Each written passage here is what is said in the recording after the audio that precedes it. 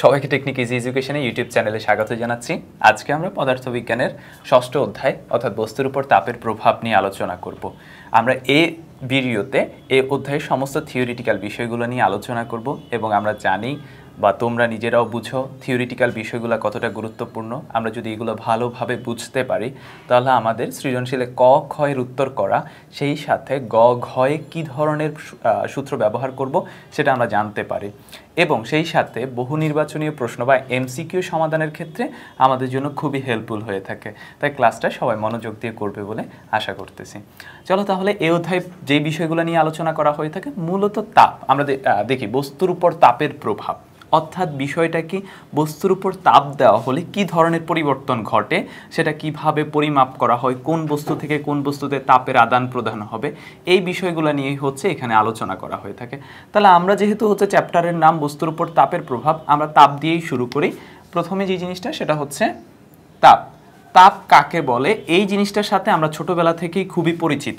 তাপ আমাদের জন্য বরাবরই হচ্ছে খুব পরিচিত এবং গুরুত্বপূর্ণ একটা জিনিস। এই জিনিসটা পদার্থবিজ্ঞানও খুব গুরুত্ব সহকারে বিবেচনা করা হয়ে থাকে, ঠিক আছে? তো আমরা ছোটবেলা থেকে এর ডেফিনিশন কি শিখে আসি? এর ডেফিনিশন আমরা শিখি তাপ হচ্ছে এক প্রকার শক্তি। তাপ এক প্রকার শক্তি, আমরা এটা ছোটবেলা থেকেই পড়ে আসি, কিন্তু আমরা যেহেতু একটু বড় হয়েছি তাহলে এই সংজ্ঞাটাও একটু বড় করা দরকার। খুব বেশি বড় করবো না, আমরা সাধারণ করেই লিখব তাপ এক প্রকার শক্তি যা আমাদের ঠান্ডা বা গরমের অনুভূতি জাগায়। এটা হচ্ছে আমরা এখন থেকে তাপের সংজ্ঞা হিসেবে ব্যবহার করে থাকবো। আমরা যেহেতু বড় হয়েছি তাই একটু বড় সংজ্ঞাটাই ব্যবহার করলাম। এখন তাপ দেওয়ার ফলে বস্তুর কি ধরনের পরিবর্তন ঘটে খুব স্বাভাবিক, এবং আমরা জেনে থাকি পদার্থের অণু পরমাণুগুলো না সবসময় হচ্ছে ছোটাছুটি করতেই পছন্দ করে, তারা ছোট বাচ্চাদের মতো আচরণ করতে পছন্দ করে। তো এই জন্য হচ্ছে ওই যে বলে না, একে তো নাচনি বুড়ি তার উপর পড়েছে ঢোলের বাড়ি, ব্যাপারটা ওই রকম যে আমার পদার্থের অণু পরমাণুগুলো চায় হচ্ছে ছোটাছুটি করতে, এর মধ্যে যখন আমি তাপ দিচ্ছি তার মানে হচ্ছে ঢোলের বাড়ি দিচ্ছি, যার ফলে হচ্ছে যে পদার্থের অণু পরমাণুগুলো আরও বেশি ছোটাছুটি করতে থাকে। তার মানে হচ্ছে তাপ আসলে মূলত যেই জিনিসটা করে থাকে সেটা হচ্ছে পদার্থের কি করে, অণু পরমাণুর হচ্ছে গতিশক্তি বৃদ্ধি করে থাকে। তাহলে আমরা বলতে পারি কোনো পদার্থের মোট তাপের পরিমাণ, কোনো পদার্থের মোট তাপের পরিমাণ ওই পদার্থের অণুর গতিশক্তির সমানুপাতিক। অর্থাৎ আমি যখন হচ্ছে কোনো পদার্থের তাপ দিয়ে থাকবো তখন ওই পদার্থের গতিশক্তি, অণুগুলোর গতিশক্তি ক্রমান্বয়ে বৃদ্ধি পেতে থাকবে। যত বেশি তাপ দিব ততই গতিশক্তি বৃদ্ধি পেতে থাকবে। এই জন্য লিখলাম কোনো পদার্থের মোট তাপের পরিমাণ ওই পদার্থের অণুগুলোর গতিশক্তির সমানুপাতিক। এটাকে ভিন্নভাবেও বলা যায়। ভিন্নভাবে কি বলা যায়? কোনো পদার্থের মোট গতিশক্তির পরিমাণ ওই পদার্থের তাপের পরিমাণ নির্দেশ করে থাকে, ঠিক আছে?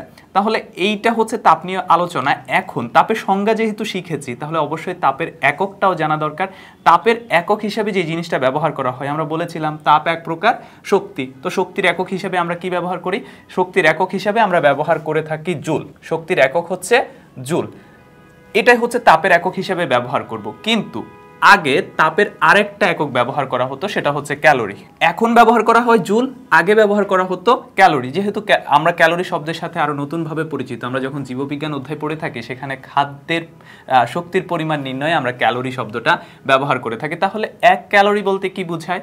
এক ক্যালোরি বলতে আসলে বোঝায় 1 গ্রাম পানির তাপমাত্রা 1 ডিগ্রি সেলসিয়াস বৃদ্ধি করতে যেই পরিমাণ তাপের প্রয়োজন হয় তাকে 1 ক্যালোরি বলে। এখন এই জুল আর ক্যালোরির মধ্যে সম্পর্ক কি? এই জুল আর ক্যালোরির মধ্যে সম্পর্ক হচ্ছে 1 ক্যালোরি সমান 4.2 জুল। 1 ক্যালোরি সমান 4.2 জুল। এটা মনে রাখবা, কারণ এটা আমাদের অনেক সময় এমসিকিউতে এসে থাকে। তাহলে আমরা যদি ক্যালোরি আর জুলের মধ্যে দেখে থাকি 1 ক্যালোরি সমান 4.2 জুল, তাহলে 1 জুল সমান কি হবে? আমরা ঐকিক নিয়ম করেই দেখি যে 4.2 জুল সমান 1 ক্যালোরি। তাহলে 1 জুল সমান কি হবে? 1 জুল সমান 1/4.2 ক্যালোরি, অর্থাৎ যেটা ক্যালকুলেশন করলে আসে 0.24 ক্যালোরি। তাহলে 1 ক্যালোরি সমান হচ্ছে 4.2 জুল আর 1 জুল সমান হচ্ছে 0.24 ক্যালোরি। এইটা হচ্ছে তাপ নিয়ে আলোচনা। এখন তাপ নিয়ে তো আলোচনা করেছি, কোনো বস্তু কি এক বস্তু থেকে তাপ আদান প্রদান করবে সেটা কি বিষয়ের উপর নির্ধারণ করে থাকে বা কে এই নির্ধারণ করে থাকে? যেই জিনিসটা আমাদের এই কাজটা নির্ধারণ করে থাকে সেটা হচ্ছে তাপমাত্রা। আমরা নতুন একটা শব্দ শিখলাম, সেটা হচ্ছে তাপমাত্রা। তাহলে তাপমাত্রা নিয়ে আমরা এখন আলোচনা করে থাকবো। তাপমাত্রা বলতে আসলে কি বোঝায়? তাহলে তাপ যখন জেনেছি, তাপমাত্রা সম্পর্কে জানার জন্য আমরা যে জিনিসটা বলবো, তাপমাত্রা হচ্ছে এক ধরনের নির্ধারক। কি ধরনের নির্ধারক? সে আসলে নির্ধারণ করে দুটো বস্তুকে কাছাকাছি নিয়ে আসা হলে কে তাপ হারাবে আর কে তাপ গ্রহণ করবে। তাহলে আমরা এটাকে যদি ডেফিনিশন হিসাবে লিখতে যাই তাহলে কি লিখব? তাপমাত্রা হচ্ছে তাপমাত্রা বস্তুর তাপীয় অবস্থা, যা নির্ধারণ করে বস্তুটি অন্য বস্তুর তাপীয় সংস্পর্শে এলে তাপ হারাবে নাকি গ্রহণ করবে। তাহলে একটা জিনিস এখান থেকে ক্লিয়ার আমরা যে আসলে কে তাপ হারাবে বা কে তাপ গ্রহণ করবে সে কিন্তু তাপ নির্ধারণ করতেছে না। নির্ধারণ করতেছে কে? নির্ধারণ করতেছে তাপমাত্রা। সেই নির্ধারণ করে দিবে দুটো বস্তুকে যদি তাপীয় সংস্পর্শে নিয়ে আসি, অবশ্যই ভিন্ন তাপমাত্রার দুটো বস্তু হতে হবে। ভিন্ন তাপমাত্রার দুটো বস্তুকে যদি আমি তাপীয় সংস্পর্শে নিয়ে আসি তাহলে একটা বস্তু তাপ হারাবে আর একটা বস্তু তাপ গ্রহণ করবে। কে তাপ হারাবে আর কে তাপ গ্রহণ করবে এটা অনুমান করে আমরা বলতে পারি যার তাপমাত্রা বেশি থাকবে সে তাপ বর্জন করবে আর যার তাপমাত্রা কম থাকবে সে তাপ গ্রহণ করবে। ব্যাপারটা হচ্ছে আমরা একটু পানির উদাহরণ দিয়ে কল্পনা করতে পারি। ধরো আমার এরকম একটা সিলিন্ডার আছে বা পানির একটা পাত্র, এই একটা পাত্র, আর এই দিকটাতে আরেকটা পাত্র আছে, এই দিকটাতে আরেকটা পাত্র আছে। এখন এই পাত্রের পানির উচ্চতা হচ্ছে এই পর্যন্ত আর এই পাত্রে পানির উচ্চতা হচ্ছে এই পর্যন্ত। আমি যদি এদেরকে একটা পাইপ দ্বারা কানেক্ট করে দিই, এই একটা পাইপ দ্বারা আমি কানেক্ট করে দিলাম, তাহলে দেখো এইখানে পানির উচ্চতা যেহেতু বেশি আর এখানে যেহেতু পানির উচ্চতা কম, তাহলে তাপ কে হারাবে বা পানি কোন দিক থেকে কোন দিকে যাবে? অবশ্যই পানি বেশি উচ্চতার অবস্থান থেকে কম উচ্চতার অবস্থানে যাবে। কিন্তু একটু দেখো খেয়াল করলে যে এইখানে যে পরিমাণ পানি আছে এইখানে কিন্তু তার চাইতে বেশি পরিমাণ পানি আছে। অর্থাৎ পানি কোথায় বেশি সেটা কিন্তু নির্ধারণ করতেছে না কে পানি গ্রহণ করবে পানি বর্জন করবে। কে নির্ধারণ করতেছে? পানির উচ্চতা নির্ধারণ করতেছে। যার উচ্চতা বেশি সে পানি ছেড়ে দিবে আর যার উচ্চতা কম সে পানি গ্রহণ করবে। এবারে এটাকে আমরা তাপ আর তাপমাত্রার সাথে একটু রিলেট করার চেষ্টা করি। আমরা পানির যে উচ্চতা সেটাকে তাপমাত্রার সাথে তুলনা করি, অর্থাৎ যার উচ্চতা বেশি বা যার তাপমাত্রা বেশি সেই নির্ধারণ করে দিবে তাপটা কোন দিকে যাবে। কিন্তু পানি যদি এই ক্ষেত্রে বেশি হয় সে কিন্তু নির্ধারণ করতে পারতেছে না। তেমনিভাবে তাপ বেশি বা কম সে নির্ধারণ করতে পারতেছে না যে সে কি তাপ হারাবে নাকি গ্রহণ করবে। কে নির্ধারণ করতেছে? তাপমাত্রা নির্ধারণ করে থাকতেছে। ঠিক আছে, এখন একটা প্রশ্ন আসতে পারে, আসলে কি তাপমাত্রা তাপ বেশি হওয়ার পরেও কি তাপমাত্রা কম হতে পারে কিনা, এরকম বিষয় কি ঘটতে পারে কিনা? অবশ্যই ঘটতে পারে। একদম তোমাদের বইয়ে একটা উদাহরণ দেওয়া আছে, সেটা দিয়ে আমরা বলতে পারি। এটা আলপিনের কথা চিন্তা করো, ছোট্ট একটা আলপিন, এটাকে যদি আমি উত্তপ্ত করি এমন অবস্থায় পৌঁছাবে, মানে অল্প একটু তাপ দিলে এমন অবস্থায় পৌঁছাবে আমি যদি হাত দিয়ে ধরি আমার হাতের চামড়া পুড়ে যাবে। ঠিক আছে, এটাকে হচ্ছে এক গ্লাস ঠান্ডা পানির মধ্যে বা এক গ্লাস পানির মধ্যে ফেলে দাও, ওই পানির গ্লাসের মধ্যে যেই পরিমাণ তাপ আছে আলপিনে কিন্তু হচ্ছে তার চাইতে কম পরিমাণ তাপ আছে। কিন্তু আলপিনকে উত্তপ্ত করতে যেই পরিমাণ তাপ দিতে হবে ওই পানিকে উত্তপ্ত করতে তার চাইতেও বেশি পরিমাণ তাপের প্রয়োজন হয়েছিল। তার মানে যেই পদার্থের অণুপরমাণুর সংখ্যা বেশি বা পদার্থের পরিমাণের বেশি সেই পদার্থের ক্ষেত্রে তাপ বেশি প্রয়োজন হয় তাপমাত্রা বৃদ্ধি করার জন্য। কিন্তু যেই পদার্থের অণুপরমাণুর সংখ্যা কম বা ছোট হয়ে থাকে সেই পদার্থের ক্ষেত্রে অল্প একটু তাপ দিলেই তার তাপমাত্রা অনেক বেড়ে যায়। তার মানে হচ্ছে তাপমাত্রা আসলে কার বেশি কার কম সেটা হচ্ছে শুধুমাত্র হচ্ছে তাপের উপর নির্ভর করতেছে না, নির্ভর করতেছে বস্তুটার গাঠনিক অবস্থার উপর। গাঠনিক অবস্থা বলতে আমি এটা বুঝাচ্ছি যে কোন বস্তু অণুপরমাণুর সংখ্যা বেশি। ঠিক আছে, কোন বস্তুর অণুপরমাণুর সংখ্যা বেশি সেই তার উপর নির্ভর করতেছে কোন বস্তুতে তাপমাত্রা বেশি হবে কোন বস্তুতে তাপমাত্রা কম হবে। একদম সহজ বাংলায় বললে যেই বস্তুর আয়তন বা হচ্ছে অণুপরমাণুর সংখ্যা বেশি হবে সেই বস্তুর তাপমাত্রা বৃদ্ধি করতে বেশি পরিমাণ তাপের প্রয়োজন হবে। আর যেই বস্তুর আকৃতি ছোট সেই বস্তুর ক্ষেত্রে অল্প একটু তাপ দিলেই হচ্ছে তার তাপমাত্রা অনেক বড় হয়ে যাচ্ছে। তার মানে হচ্ছে কম তাপ দিয়েও বস্তুর তাপমাত্রা অনেক বাড়াইতে পারি, আবার বেশি পরিমাণ তাপ দিয়েও বস্তুর তাপমাত্রা খুব একটা বাড়ানো যায় না। এই জন্য হচ্ছে বস্তু তাপের পরিমাণ বেশি না কম সেটা নির্ধারণ করবে না বস্তুটা কি তাপ আদান প্রদান করবে কিনা, নির্ধারণ করবে কে? যেই বস্তুটার তাপমাত্রার পরিমাণ বেশি, যেটা আমরা এখানে দেখিয়েছিলাম, যেই পাত্রে পানির উচ্চতা বেশি সেই পাত্র নির্ধারণ করতেছে পানি কোন দিকে যাবে, অর্থাৎ পানির উচ্চতাটাই নির্ধারণ করে দিচ্ছে। এরকম তাপের ক্ষেত্রেও তাপমাত্রাটাই নির্ধারণ করে দিবে বস্তুটি কি তাপ হারাবে নাকি তাপ গ্রহণ করবে। এখন তাপমাত্রা নিয়ে আমরা কথা বলে তাপমাত্রার এককগুলো সম্পর্কে আমাদের জানা দরকার। তাপমাত্রা তাপমাত্রা এককগুলোর মধ্যে আমরা প্রত্যেকটা নিয়ে বিস্তারিত কথা বলবো, আমি সংক্ষেপে একটু বলে নিই। তাপমাত্রা সিস্টেম অফ ইন্টারন্যাশনালে হচ্ছে ব্যবহার করা হয়ে থাকে যে একক, সেটা হচ্ছে কেলভিন, অর্থাৎ কেলভিন স্কেলটাকেই মূলত আলোচনা করা হয়ে থাকে তাপমাত্রার আন্তর্জাতিক একক হিসেবে। তারপরে এছাড়াও হচ্ছে সেলসিয়াস স্কেল আছে, এছাড়া ফারেনহাইট স্কেল আছে। আমরা আমাদের জ্বর পরিমাপের ক্ষেত্রে হচ্ছে এই স্কেলটা খুব ব্যবহার করে থাকি, আমরা পারদের থার্মোমিটার ব্যবহার করে থাকি, সেখানে আমরা বলে থাকি যে হচ্ছে তাপমাত্রা এত ডিগ্রি ফারেনহাইট, ঠিক আছে। সেখানে আবার সেলসিয়াস বলো না, আমাদের স্বাভাবিক তাপমাত্রা 90 ডিগ্রি ফারেনহাইট হলে সেলসিয়াসে সেটা 37-এর কাছাকাছি। যদি কেউ বলে যে আমার জ্বর 102 ডিগ্রি সেলসিয়াস, তার মানে কিন্তু এটা ভয়ঙ্কর অবস্থা, এত ডিগ্রি সেলসিয়াসে মানুষ যেতে পারে না। মানুষ 110 ডিগ্রি ফারেনহাইট হলে হচ্ছে উপরে যাওয়ার টিকিট কেটে যায়, ঠিক আছে, অনেক ক্ষেত্রে। তাহলে হচ্ছে তাপমাত্রার স্কেলগুলো হচ্ছে কেলভিন, সেলসিয়াস, ফারেনহাইট, যার মধ্যে কেলভিন স্কেলটাই হচ্ছে আন্তর্জাতিক একক হিসেবে ব্যবহার করা হয়ে থাকে। তাপমাত্রা পরিমাপের যে 3টা স্কেল ব্যবহার করা হয় তাপমাত্রা পরিমাপের জন্য, সেই স্কেলগুলোর আমরা কথা শুরু করি। সেটা হচ্ছে সেলসিয়াস স্কেল, তারপরে ফারেনহাইট স্কেল আর কেলভিন স্কেল। এই 3টা স্কেল দিয়েই হচ্ছে তাপমাত্রা পরিমাপ করা হয়ে থাকে, যার মধ্যে কেলভিন স্কেলটা হচ্ছে আন্তর্জাতিক একক, সেগুলো আমরা বলে নিয়েছি। এখন এইগুলোর জন্য আমাদের কিছু জিনিস প্রয়োজন হয়ে থাকে, এইগুলা কিভাবে কাজ করে সেটা জানার জন্য। তো তার জন্য আমাকে যে বিষয়গুলো জানা প্রয়োজন সেটা হচ্ছে নিম্ন স্থিরাঙ্ক, তারপরে হচ্ছে ঊর্ধ্ব স্থিরাঙ্ক, আর একটা জিনিস মৌলিক ব্যবধান। তার আগে আমরা জেনে নিই নিম্ন স্থিরাঙ্ক কি, ঊর্ধ্ব স্থিরাঙ্ক কি, আর মৌলিক ব্যবধান কি। নিম্ন স্থিরাঙ্ক হচ্ছে যে একটি নির্দিষ্ট চাপে যে তাপমাত্রায় বিশুদ্ধ পানি জমে বরফে পরিণত হতে শুরু করে অথবা বিশুদ্ধ বরফ গলে পানিতে পরিণত হতে শুরু করে তাকে বলা হয় নিম্ন স্থিরাঙ্ক। আর ঊর্ধ্ব স্থিরাঙ্ক কি, নির্দিষ্ট চাপে যে তাপমাত্রায় বিশুদ্ধ পানি জলীয় বাষ্পে পরিণত হতে শুরু করে অথবা বিশুদ্ধ জলীয় বাষ্প পানিতে পরিণত হতে শুরু করে তাকে বলা হয় ঊর্ধ্ব স্থিরাঙ্ক। আর নিম্ন স্থিরাঙ্ক আর ঊর্ধ্ব স্থিরাঙ্কের মধ্যে যেই ব্যবধান বা পার্থক্য, এটাই হচ্ছে মৌলিক ব্যবধান। তো সেলসিয়াসের ক্ষেত্রে এটা ধরা হয়ে থাকে 0 ডিগ্রি সেলসিয়াস, অর্থাৎ আমরা যদি বলি 0 ডিগ্রি সেলসিয়াসে বিশুদ্ধ বরফ জমে পানিতে পরিণত হতে শুরু করে অথবা বিশুদ্ধ পানি জমে বরফে পরিণত হতে শুরু করে।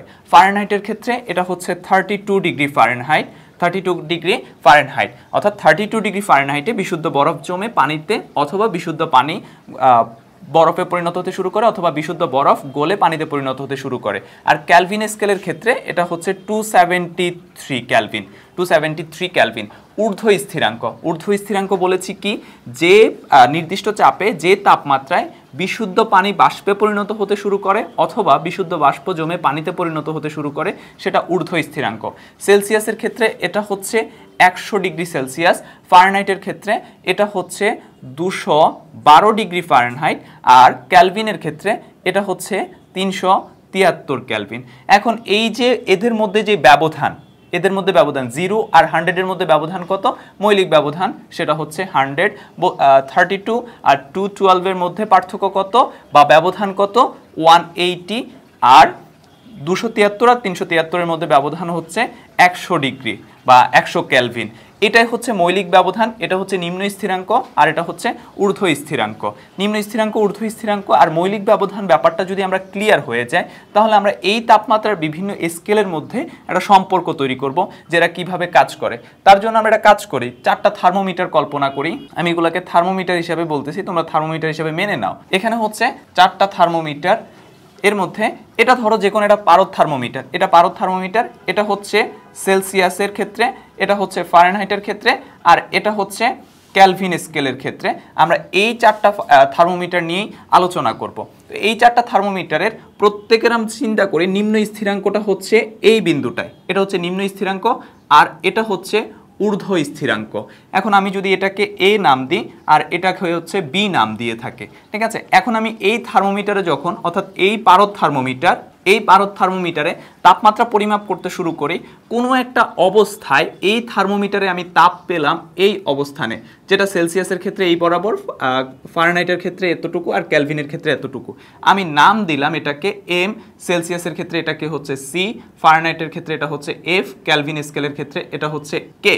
এখন আমরা যদি চিন্তা করি ঐকিক নিয়মের মতো, এই পারদ পুরো থার্মোমিটার, এটার পুরো দূরত্বটা হচ্ছে এ বি, তাপমাত্রা কতটুকু বেড়েছে, এ এম, পুরো এ বি এর মধ্যে তাপমাত্রা বেড়েছে এ এম, তাহলে একক পরিমাণে কতটুকু বৃদ্ধি পেয়েছে, একক পরিমাণে বৃদ্ধি পেয়েছে A M by A B, A M by AB, অর্থাৎ পুরোটার মধ্যে এইটুকু পরিমাণ বৃদ্ধি পেয়েছে। সেলসিয়াসের ক্ষেত্রে এখন এটাকে আমরা লিখতে পারি, সেলসিয়াসের ক্ষেত্রে আমরা যদি হচ্ছে নিম্ন স্থিরাঙ্ক আর ঊর্ধ্ব স্থিরাঙ্কগুলো ডিনোট করে দিই, এটা হচ্ছে 0 ডিগ্রি, এটা হচ্ছে 100, ফারেনহাইটের ক্ষেত্রে এটা হচ্ছে 32, এটা হচ্ছে 212, আর ক্যালভিনের ক্ষেত্রে এটা হচ্ছে 273, এটা হচ্ছে 373। তাহলে এবার আমরা একটু চিন্তা করি, এই অনুসারে আমরা মানগুলো বসালে AM মানে কি, পুরো এইটুকু দূরত্ব অর্থাৎ যতটুকু অতিক্রম করেছে। সেলসিয়াসের ক্ষেত্রে কতটুকু, এই সি থেকে যদি আমি 0কে মাইনাস করি তাহলে দূরত্বটুকু পেয়ে যাই, তাহলে আমি সেলসিয়াসের ক্ষেত্রে এটা লিখতে পারি C-0। ফারেনহাইটের ক্ষেত্রে কি হবে, F থেকে যদি আমি 32 মাইনাস করি তাহলে এই দূরত্বটুকু পেয়ে যাব, তাহলে এই ক্ষেত্রে হবে F-32। আর ক্যালভিনের ক্ষেত্রে কি হবে, K থেকে 273 মাইনাস করব, K থেকে 273, এরপর এবি মানে কি, পুরো দূরত্বটুকু। তো সেলসিয়াসের ক্ষেত্রে কি হবে, 100 থেকে 0কে মাইনাস করলে এই পুরো দূরত্বটুকু পেয়ে যাব, তাহলে এই ক্ষেত্রে এটা হচ্ছে 100 মাইনাস 0। ফারেনহাইটের ক্ষেত্রে কি হবে, 212 মাইনাস 32, ক্যালভিনের ক্ষেত্রে 373 মাইনাস 273। এখন যদি আমরা এটা পার্থক্যগুলো নির্ণয় করি, এই পার্থক্যগুলো কি হবে, C-0 মানে 0 আর নিচে হচ্ছে 100, আর F-32 নিচে কত 180, আর ক্যালভিনের ক্ষেত্রে এটা কত হবে K-273/100। এইটা এখন প্রত্যেকটাকে, অর্থাৎ এই যে তিনটা রাশি, এই তিনটা রাশিকে যদি আমি পুরোপুরি 20 দ্বারা গুণ করে দিই তাহলে যেই দাঁড়াবে, এটাকে 20 দ্বারা গুণ করে দিলে, আমি এখানে একটা করে দেখিয়ে দিচ্ছি, 20 দ্বারা গুণ করলে যে অবস্থাটা দাঁড়াবে, উপরে ছিল C, নিচে 100, আমি যদি 20 দ্বারা গুণ করি তাহলে 20-এ আর 100-এ কাটাকাটি গিয়ে 5, তার মানে এই অবস্থায় কি দাঁড়াচ্ছে, C/5। এটার ক্ষেত্রে দাঁড়াবে F-32/9, আর এটার ক্ষেত্রে দাঁড়াবে K-273/5। এটাই হচ্ছে মূলত আমাদের যে তাপমাত্রার তিনটা স্কেল, অর্থাৎ সেলসিয়াস, ফারেনহাইট, ক্যালভিন স্কেল, এই তিনটা স্কেলের মধ্যে সম্পর্ক, অর্থাৎ একটা স্কেলে তাপমাত্রা আমার দেয়া আছে, অন্য একটা স্কেলে কনভার্ট করার জন্য এই সূত্রটা আমরা ব্যবহার করে থাকব। এবার একটা জিনিস খেয়াল করো, আমরা যদি C/5 আর K-273/5কে একসাথে লিখি, অর্থাৎ ব্যাপারটা এরকম, C/5 সমান K-273/5। দেখো উভয় পক্ষে আমার 5 আছে, তাহলে উভয় পক্ষে আমি 5কে ক্যান্সেল আউট করে দিতে পারি, তাহলে আমি এখান থেকে লিখতে পারি C সমান K-273। অর্থাৎ যদি কোনো একটার ক্যালভিন তাপমাত্রা দেয়া থাকে, তার থেকে যদি আমি 273 মাইনাস করি তাহলে সেলসিয়াসে কনভার্ট হয়ে যাবে। আর যদি আমার সেলসিয়াসে দেয়া থাকে, ক্যালভিনে নেওয়ার জন্য কি করতে হবে, 273কে এই পাশে নিয়ে আসি, তাহলে কি হবে C+273। অর্থাৎ ক্যালভিন থেকে সেলসিয়াস আর সেলসিয়াস থেকে ক্যালভিনে নেওয়াটা ব্যাপারটা এই সূত্র ব্যবহার না করেও আমরা করতে পারি। ক্যালভিন থেকে সেলসিয়াসে নেওয়ার জন্য 273 মাইনাস করে দিব, আর সেলসিয়াস থেকে ক্যালভিনে নেওয়ার জন্য 273 যোগ করে দিব। এই সূত্র ব্যবহার করে, অর্থাৎ এই সূত্রটা খুব ইম্পর্টেন্টলি মনে রাখবা, C/5 = F-32/9 K-273/5। এই সূত্রটা ব্যবহার করে আমরা তাপমাত্রা এক স্কেল থেকে অন্য স্কেলে কনভার্ট করব। আর এই দুটো সূত্র ব্যবহার করে আমরা শুধুমাত্র সেলসিয়াস এবং ক্যালভিনের ক্ষেত্রে কাজ করে থাকব। আমরা সেলসিয়াস এবং ক্যালভিন, ফারেনহাইট স্কেলগুলোর মধ্যে সম্পর্ক দেখেছি। এবার আমরা সেই সম্পর্ককে নিয়ে দুটো ম্যাথ দেখার চেষ্টা করি। কোন তাপমাত্রায় সেলসিয়াস ও ফারেনহাইট স্কেলের মান সমান, কোন তাপমাত্রায়, আমরা ধরে নিলাম তাপমাত্রাটা হচ্ছে x, তাপমাত্রা সমান x, অর্থাৎ x তাপমাত্রায় সেলসিয়াস ও ফারেনহাইট স্কেলের মান সমান। যেহেতু আমি সমান বলেছি, সুতরাং আমি লিখতে পারি C সমান F সমান x, অর্থাৎ C এর মান, F এর মান এবং x এর মান সমান। তো আমরা সূত্র জানি কি, সূত্র হচ্ছে C/5 = F-32/9। এবার আমরা এখানে C এর পরিবর্তে কি লিখতে পারি, C এর পরিবর্তে x/5 = F এর পরিবর্তে আমি লিখতে পারি x-32/9। এবার আমি যদি ক্রস গুণন করি তাহলে কি দাঁড়াবে, ক্রস গুণন করলে 9x সমান 5x মাইনাস 32 × 5 সমান 160। এবার এটাকে যদি হচ্ছে আমি একটু এইখানে লিখতেছি, এটাকে যদি আমি উপরে নিয়ে যাই, 9x থেকে 5x মাইনাস করলাম সমান হবে -160।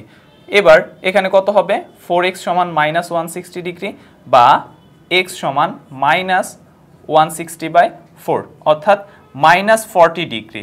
অর্থাৎ -40 ডিগ্রি তাপমাত্রায় সেলসিয়াস ও ফারেনহাইট স্কেলের মান সমান হয়ে থাকে। এই পাশে আমরা যেটা করেছিলাম সেটা হচ্ছে কোন তাপমাত্রায় কেলভিন ও ফারেনহাইট স্কেলের মান সমান। সেম আগের মতো একদম সেম প্রসিডিওরে আমরা করব, যে আমরা আগে ধরে নিব কেলভিন সমান ফারেনহাইট সমান এক্স। আমার সূত্র কি? সূত্র হচ্ছে F - 32/9 ইকুয়াল কে এর পরিবর্তে সূত্র হচ্ছে K - 273/5। আমরা F এর পরিবর্তে কি লিখব? F এর পরিবর্তে x লিখলে x - 32/9 সমান K এর পরিবর্তে x লিখব x - 273/5। এবার যদি আমরা ক্রস গুণন করি তাহলে কি দাঁড়াবে? 5x - 160 সমান 9x - 2457। এবার 9x কে এই পাশে নিয়ে আসলে কি হবে? 5x - 9x সমান -160 ডিগ্রি এইদিকে নিয়ে গেলে প্লাস হয়ে যাবে, তাহলে দাঁড়াবে -2297, বা এখানে আসবে -4x সমান -2297। সুতরাং x সমান 574.25। অর্থাৎ এই তাপমাত্রায় কেলভিন স্কেল ও ফারেনহাইট স্কেলের মান সমান হয়ে থাকবে। তাহলে আমরা এই তাপমাত্রাতে দেখলাম কেলভিন ও ফারেনহাইট স্কেলের মান সমান, এই তাপমাত্রায় দেখলাম সেলসিয়াস ও ফারেনহাইট স্কেলের মান সমান। তাহলে কি সেলসিয়াস আর কেলভিন স্কেলের মান কখনো সমান হওয়া সম্ভব? এটা কখনোই সম্ভব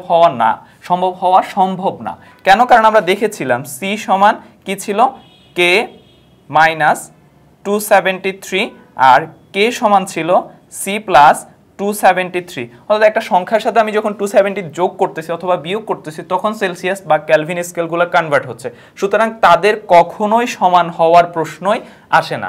শুধুমাত্র এই দুটো ক্ষেত্রে সম্ভব, একটা হচ্ছে 574.25 ডিগ্রিতে আর একটা হচ্ছে -40 ডিগ্রিতে। -40 ডিগ্রিতে সেলসিয়াস ও ফারেনহাইট স্কেলের মান সমান হয়ে থাকে, আর 574.25 ডিগ্রিতে কেলভিন ও ফারেনহাইট স্কেলের মান সমান হয়ে থাকে। আমরা এতক্ষণ পর্যন্ত বিভিন্ন স্কেল নিয়ে আলোচনা করেছিলাম। এখন এই স্কেলগুলো থেকে এই স্কেলে কীভাবে কনভার্ট করে সেটা নিয়েও আলোচনা করেছিলাম। এখন আমরা দেখব এই স্কেলগুলো কিভাবে কাজ করে। তার জন্য আমাকে যেই জিনিসটা জানতে হবে সেটা হচ্ছে পদার্থের তাপমাত্রিক ধর্ম। পদার্থের তাপমাত্রিক ধর্ম কাকে বলে? প্রথম কথা আমি একটু বলে নিই, ডেফিনিশন লেখার আগে আমি বিষয়গুলো একটু সহজ করে দিই। যেহেতু আমরা ধর্ম বলতেছি, এর মানে এটা পদার্থের কোনো একটা ধর্ম, যেই ধর্মটা নির্ধারণ করে, অর্থাৎ তাপমাত্রা পরিবর্তনের সাথে সাথে পদার্থের কোনো একটা ধর্ম নিয়মিতভাবে পরিবর্তিত হবে।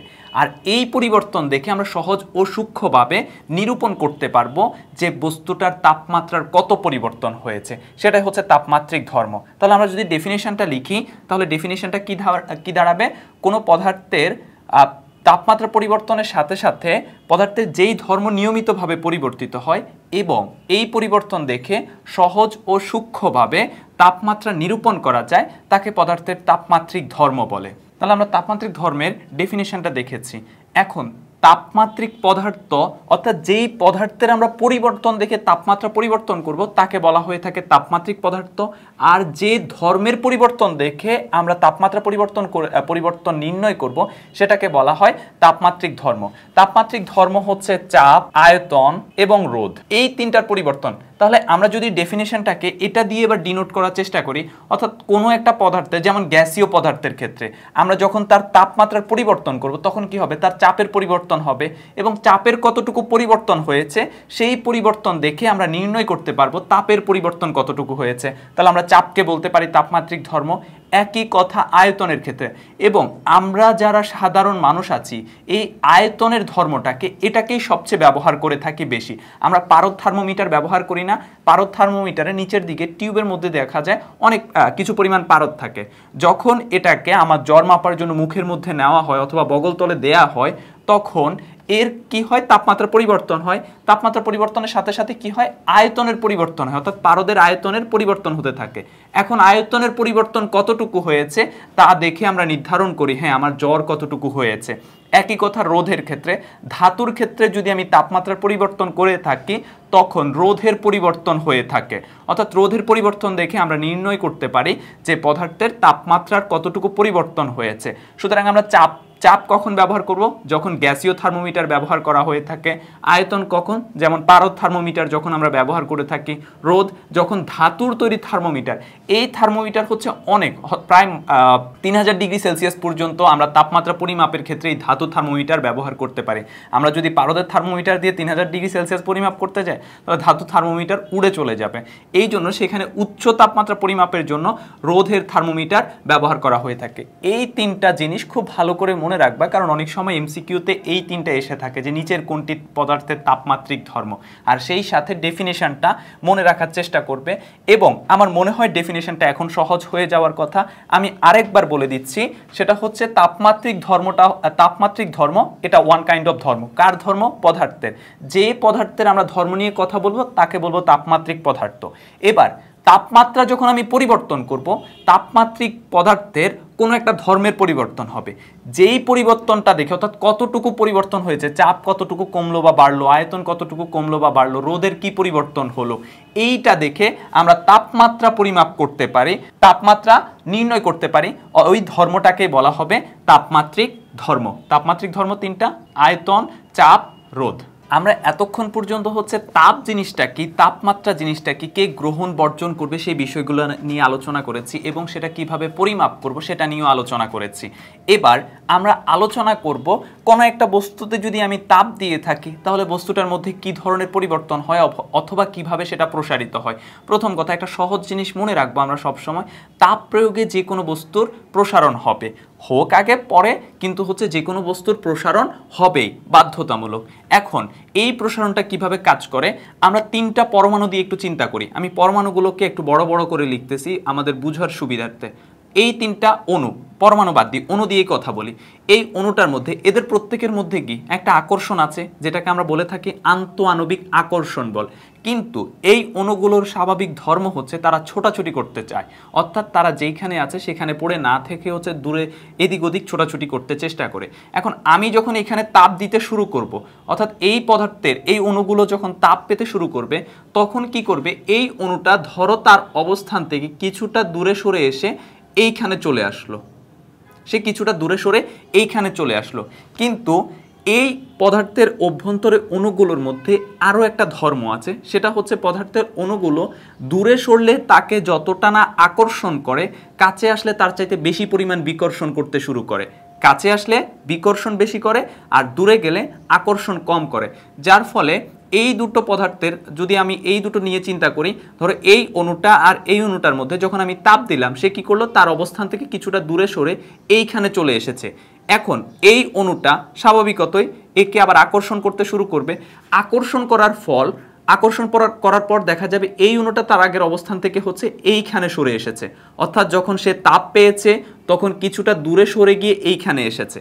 তারপর তাকে তো অণুটা আকর্ষণ করতেছে, আকর্ষণ করার ফলে সে তার আগের অবস্থান থেকে কিছুটা কাছাকাছি চলে আসলো, কিন্তু সে তার আগের অবস্থানে ফিরে আসতে পারেনি। কারণ আমরা বারবার একটা কথা বলতেছি, কাছাকাছি আসলে যতটা না বিকর্ষণ করে, দূরে গেলে তার চাইতে কম পরিমাণ আকর্ষণ করে থাকে।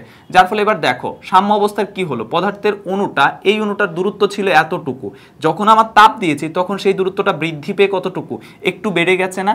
এবার এই অণুগুলা, অর্থাৎ সামগ্রিক পদার্থের অণুগুলো নিয়ে চিন্তা করো। সামগ্রিক পদার্থের অণুগুলো যখন তাপ পাবে তাদের সাম্য অবস্থা থেকে কিছুটা দূরে সরতে চেষ্টা করবে। দূরে সরতে চেষ্টা করলে সমগ্র পদার্থের কি হবে, সমগ্র পদার্থের প্রসারণ হতে শুরু করবে। এখন এই পদার্থের ক্ষেত্রে যদি আমরা কঠিনের ক্ষেত্রে চিন্তা করি, কঠিনের ক্ষেত্রে কি হয়, এই আকর্ষণ তুলনামূলকভাবে বেশি হয়ে থাকে, যার ফলে কঠিন পদার্থের যতটুকু প্রসারণ হয়, তরলের ক্ষেত্রে কি হবে, তরলের ক্ষেত্রে আমরা জানি আন্তঃআণবিক আকর্ষণ বল কিছুটা কঠিনের তুলনায় কম হয়ে থাকে, যার ফলে কঠিনে যতটা প্রসারিত হবে তরলে তার চাইতে বেশি পরিমাণ প্রসারিত হবে। এবং গ্যাসীয়র ক্ষেত্রে কি হবে, গ্যাসীয় পদার্থের ক্ষেত্রে আমরা জানি আকর্ষণ, আন্তঃআণবিক আকর্ষণ বল নেই বললেই চলে। সবাই হচ্ছে এলোমেলোভাবে ছোটাছুটি করতে শুরু করে, যার ফলে তারা একটু পরিমাণ তাপ পেলেই হচ্ছে, যেমন সিলিন্ডারের নিচে একটু পরিমাণ আগুন লাগলেই হচ্ছে সেটা ব্লাস্ট হয়ে যায়, ঘর সহ উড়ে চলে যায়। এই জন্য আমাদেরকে একটু সতর্ক থাকা উচিত যে সিলিন্ডার কখনো আশেপাশে যাতে ওই পরিমাণ উত্তপ্ত না পেয়ে যায়, যার ফলে হচ্ছে তাদের প্রসারণের ফলে সিলিন্ডারটা ফেটে গিয়ে ব্লাস্ট হতে শুরু করে। তার মানে আমরা একটা জিনিস দেখতেছি, এই কঠিন পদার্থের তুলনায় তরল পদার্থের প্রসারণ বেশি হয়ে থাকে, এই তরল পদার্থের তুলনায় গ্যাসীয় পদার্থের প্রসারণ বেশি হয়ে থাকে। আর এই প্রসারণটা কেন বেশি হয়ে থাকে? একটাই সহজ কথা, কঠিনের তুলনায় তরলে অণুগুলোর মধ্যে আন্তঃআণবিক আকর্ষণ বল তুলনামূলক কম হয়ে থাকে। তরলের চাইতে গ্যাসীয়র ক্ষেত্রে সেই আকর্ষণ বল নাই বললেই চলে। আর এই প্রসারণটা কেন হয়? একটা দুটো অণুর মধ্যবর্তী যখনই তারা তাপ পেয়ে থাকে তখন তারা যতটা দূরে সরার ফলে যতটা আকর্ষণ করে, কাছে আসলে তার চাইতে বেশি পরিমাণ বিকর্ষণ করে, যার ফলে অণুগুলো তাদের সাম্য অবস্থা থেকে কিছুটা দূরে সরতে শুরু করে। এবার সমগ্র অণু নিয়ে চিন্তা করলে দেখা যাবে পদার্থের প্রসারণ হতে শুরু করে। এবং এটা নিয়ে হচ্ছে আমাদের অনেক অনেক কার্যক্রম আছে, যেমন হচ্ছে যে ধরো এর ক্ষেত্রে যারা হচ্ছে রেল লাইনের মাঝে ফাঁকা রাখা হয়, আমরা দেখে থাকি যে রেল লাইনের মাঝে এরকম হচ্ছে একটা জায়গায় ফাঁকা রাখা হয়ে থাকে। এই ফাঁকা রাখার পেছনের কারণটা কি? এই ফাঁকা রাখার পেছনের কারণ হচ্ছে যখন এই বেড়ির উপর দিয়ে রেল চলে তখন কি হয়, এই বেড়ি তাপ পায়, তাপ পাওয়ার কারণ ঘর্ষণ সৃষ্টি হচ্ছে, ঘর্ষণে তাপ উৎপন্ন হয়। তাহলে এই ঘর্ষণে তাপ উৎপন্ন হওয়ার ফলে তোমার এই পদার্থটা প্রসারিত হয়। এখন যদি ফাঁকা না রাখা হতো, ফাঁকা না রাখা, আমার আঙ্গুলের দিকেই চিন্তা করো, যদি ফাঁকা না রাখা হতো এরকম হতো, যদি প্রসারণ হতো কি হতো? তারা তো প্রসারণ হবেই, হওয়ার জন্য তারা বেঁকে যেত। বেঁকে যাওয়ার ফলে এই রেল লাইন যদি এরকম হয়ে যায় তখন দেখা যাবে কি ট্রেনের চাকা হচ্ছে যে আর এই বরাবর যেতে পারবে না, যার ফলে এই বরাবর যেতে গিয়ে সে দুর্ঘটনার সম্মুখীন হবে। এই দুর্ঘটনা এড়ানোর জন্য অর্থাৎ প্রসারণ কতটুকু হচ্ছে সেটা ক্যালকুলেশন করে হচ্ছে এখানে কি হয়, তাদের মধ্যে ফাঁকা রাখা হয়। তারপর আমাদের যাদের হচ্ছে দাঁতের মধ্যে গর্ত হয়ে থাকে, দেখবা যে এক ধরনের সাদা পদার্থ সেখানে ডক্টর ব্যবহার করে থাকেন, এবং এই সাদা পদার্থটা বিজ্ঞানীরা বা হচ্ছে যারা মেডিকেল নিয়ে কাজ করে, মেডিকেল সায়েন্টিস্ট যারা আছে, তারা খুব কঠিনভাবে মানে খুব কষ্ট করে হচ্ছে দাঁতের প্রসারণের সাথে এই পদার্থের প্রসারণটা হচ্ছে মিলিয়ে নিয়েছে। যদি এমনটা না হতো কি হতো, ধরো আমি যখন হচ্ছে কোনো একটা গরম পানি খাচ্ছি বা গরম চা খাচ্ছি, তখন আমার দাঁতের প্রসারণ যতটুকু হচ্ছে ভেতরের পদার্থটা অর্থাৎ গর্তটা পূরণের জন্য যে পদার্থটা ছিল সেই পদার্থের প্রসারণ ততটুকু হচ্ছে না, যার ফলে এটা কি লুজ হয়ে বের হয়ে চলে আসবে। অথবা ঠান্ডা পানি খাওয়ার ফলে প্রসারণটা হচ্ছে যে মানে পদার্থটা চুপসে যাবে, যার ফলে কি বের হয়ে চলে আসার সম্ভাবনা আছে। সেই ক্ষেত্রে হচ্ছে আমাদের এই ফিলিংটা খুব একটা কাজে দিবে না। তারপরে আরও আছে, যেমন হচ্ছে যাই এটা কি বলে, যারা হচ্ছে উপরে বড় বড় বিল্ডিংয়ে হচ্ছে গ্লাসগুলাতে থাই গ্লাস লাগায়, জানালার কাছে হচ্ছে এরকম থাই গ্লাস লাগিয়ে থাকে। এই থাই গ্লাসের ফ্রেমের মধ্যে যখন গ্লাসটা বসানো হয়ে থাকে তখন তাকে জেনে নিতে হয় বা ক্যালকুলেশন করে বুঝে নিতে হয় যে এর মধ্যে ফাঁকা জায়গা কতটুকু রাখতে হবে। সে যদি না জানে, উপরে অর্থাৎ যখন উপরে হবে তখন তো তাপের পরিমাণ তুলনামূলক বেশি হয়ে থাকবে, যার ফলে কি এই গ্লাসটা যতটুকু প্রসারিত হওয়ার কথা বা সেইটুকু যদি প্রসারিত হতে না পারে, যার ফলে চাপ বাড়বে, চাপ বাড়ার ফলে হচ্ছে যে ফ্রেমটা বা গ্লাসটা হচ্ছে ফেটে যাবে। কিন্তু তোমাদের প্রশ্ন আসতে পারে, ভাইয়া যারা রাজমিস্ত্রি বা হচ্ছে এই যে থাই গ্লাসের কাজ করে, যারা থাই গ্লাসের কাজ করে থাকে তাদের ক্ষেত্রে কি আসলে এমনটা ঘটে কিনা, তারা কি এই ফিজিক্স ক্যালকুলেশন জানে কিনা? হ্যাঁ, তারা জানে, তবে সেটা হচ্ছে ফিজিক্সের ক্যালকুলেশন যে তারা সেইভাবে জানে না, তারা কাজ করতে করতে এইভাবে মানে অভ্যস্ত হয়ে গেছে, তারা বুঝে উঠতে পারে যে কতটুকু গ্যাপ রাখতে হবে। আবার অনেকে দেখবা গ্যাপ না রাখার ফলে অনেক থাই গ্লাস হচ্ছে ফেটে যায় এই সমস্যাটার কারণে। তার মানে পদার্থের যে প্রসারণ হচ্ছে, এই প্রসারণটা কি পরিমাণ হচ্ছে সেটার উপর নির্ভর করে আমাদের বাস্তবিক জীবনে কিন্তু অনেক কিছু ক্যালকুলেশন করতে হয়। সেই সাথে আমরা যেহেতু ফিজিক্সের স্টুডেন্ট, তাপ প্রয়োগে যে পদার্থের প্রসারণ হয় সেই জিনিসটাও আমাদের ভালো করে বোঝা দরকার। আশা করি তোমরা এখন বিষয়টা বুঝে ফেলেছো এবং এটা নিয়ে সমস্যার মধ্যে পড়বা না। তাহলে আমরা পদার্থের প্রসারণ দেখলাম, পদার্থ কিভাবে প্রসারিত হয়। এবার আমরা পদার্থের স্পেসিফিক প্রসারণগুলো নিয়ে দেখব, অর্থাৎ দৈর্ঘ্য কিভাবে প্রসারিত হয়, ক্ষেত্রফল কিভাবে প্রসারিত হয়, আয়তন কিভাবে প্রসারিত হয়, সেই জিনিসগুলো নিয়ে। তাহলে আমরা পদার্থের দৈর্ঘ্য প্রসারণ নিয়ে প্রথমে কথা বলি। দৈর্ঘ্য প্রসারণ, দৈর্ঘ্য প্রসারণটা কিভাবে কাজ করে প্রথমে আগে বলে নিই। দৈর্ঘ্য প্রসারণ জিনিসটাকে সহজ ব্যাপার, একদম সহজ ব্যাপার। কোন একটা দণ্ডের যদি আমি তাপ প্রয়োগ করি, কোনো নির্দিষ্ট দিকের দৈর্ঘ্যের যতটুকু বৃদ্ধি পাবে তাকে বলা হবে দৈর্ঘ্য প্রসারণ। অর্থাৎ তাপ পরিবর্তনের ফলে অর্থাৎ তাপের বৃদ্ধির ফলে একটা নির্দিষ্ট দিকে দৈর্ঘ্য যতটুকু বৃদ্ধি পেয়েছে সেটাই হচ্ছে দৈর্ঘ্য প্রসারণ। এখন যদি আমি কোনো একটা কঠিন পদার্থের ধরো θ1 তাপমাত্রায় তার দৈর্ঘ্য ছিল L1, θ1 তাপমাত্রায় দৈর্ঘ্য L1, তাহলে θ2 তাপমাত্রা অর্থাৎ তাপমাত্রা আমি বৃদ্ধি করলাম, θ2 নিয়ে গেলাম, θ2 নিয়ে যাওয়ার ফলে তার দৈর্ঘ্য হয়ে গেল L2। তাহলে আমার দৈর্ঘ্য কতটুকু পরিবর্তিত হয়েছে বা দৈর্ঘ্য কতটুকু বৃদ্ধি পেয়েছে? দৈর্ঘ্য বৃদ্ধি, আমার নতুন দৈর্ঘ্য হলো L2, আদি দৈর্ঘ্য ছিল L1, তাহলে L2 থেকে L1 যদি আমি মাইনাস করি, L2 থেকে L1 মাইনাস করি, তাহলে দৈর্ঘ্য বৃদ্ধিটা পেয়ে যাবে। তাপমাত্রা কতটুকু বৃদ্ধি পেয়েছে? তাপমাত্রা আগে ছিল θ1, নতুন তাপমাত্রা হলো θ2, তাহলে কতটুকু হলো? θ2 মাইনাস θ1। এখন দৈর্ঘ্য প্রসারণ সহগ জিনিসটা নিয়ে কথা বলি। দৈর্ঘ্য প্রসারণ সহগকে আলফা দ্বারা প্রকাশ করা হয়। দৈর্ঘ্য প্রসারণ সহগ আলফা যদি হয়, এই আলফা সমান হচ্ছে L2 minus L1 by L1 into θ2 minus θ1। এটা হচ্ছে আমার দৈর্ঘ্য প্রসারণ সহগ নির্ণয়ের সূত্র। এটাকে আমি একটু উপরে লিখতেছি তোমাদের বোঝার সুবিধার জন্য। আলফা সমান কি হলো? আলফা সমান L2 minus L1 by L1 into θ2 minus θ1। এই জিনিসটাকে আমরা কিভাবে লিখতে পারি? L2 মাইনাস L1 মানে কি? দৈর্ঘ্য কতটুকু বৃদ্ধি পেয়েছে বা পরিবর্তিত হয়েছে, তাহলে এটাকে আমি লিখতে পারি ডেল L, L1 আমি ঠিক রাখলাম, আর θ2 মাইনাস θ1 এটাকে আমরা কি লিখতে পারি? ডেল থেটা লিখতে পারি। একটু বলেন, তোমরা হয়তো একটু কনফিউজড হতে পারো, তোমাদের বইয়ে এটাকে টি দ্বারা ডিনোট করা হয়েছে, কিন্তু আমরা এখানে থেটা ব্যবহার করতেছি, একই কথা। তাহলে আলফা সমান আমরা এটাও লিখতে পারি del L by L1 into del theta. এবার একটা জিনিস খেয়াল করো, আমরা এই সূত্রের দিকে একটু মুভ করি। এই সূত্রে L1 সমান যদি 1 মিটার হয়, অর্থাৎ যেই দণ্ডটা নিয়ে কাজ করতেছি তার দৈর্ঘ্য হচ্ছে 1 মিটার, এবং আমার ডেল থেটা অর্থাৎ θ2 মাইনাস θ1 এটা হলো 1 ক্যালভিন, অর্থাৎ 1 ক্যালভিন পরিবর্তন করেছি। তাহলে এই সূত্রে যদি আমি ভ্যালুগুলো ইনপুট দিয়ে দিই, বা এই সূত্রে যদি আমি ভ্যালুগুলো ইনপুট দিই, তাহলে কি হবে? ডেল এল বাই L1 এর মান কত? 1, ডেল থেটার মান কত? 1। তার মানে কত? আলফা সমান হচ্ছে ডেল এল। তার মানে কি? দৈর্ঘ্য প্রসারণ সহগ সমান দৈর্ঘ্যের বৃদ্ধি।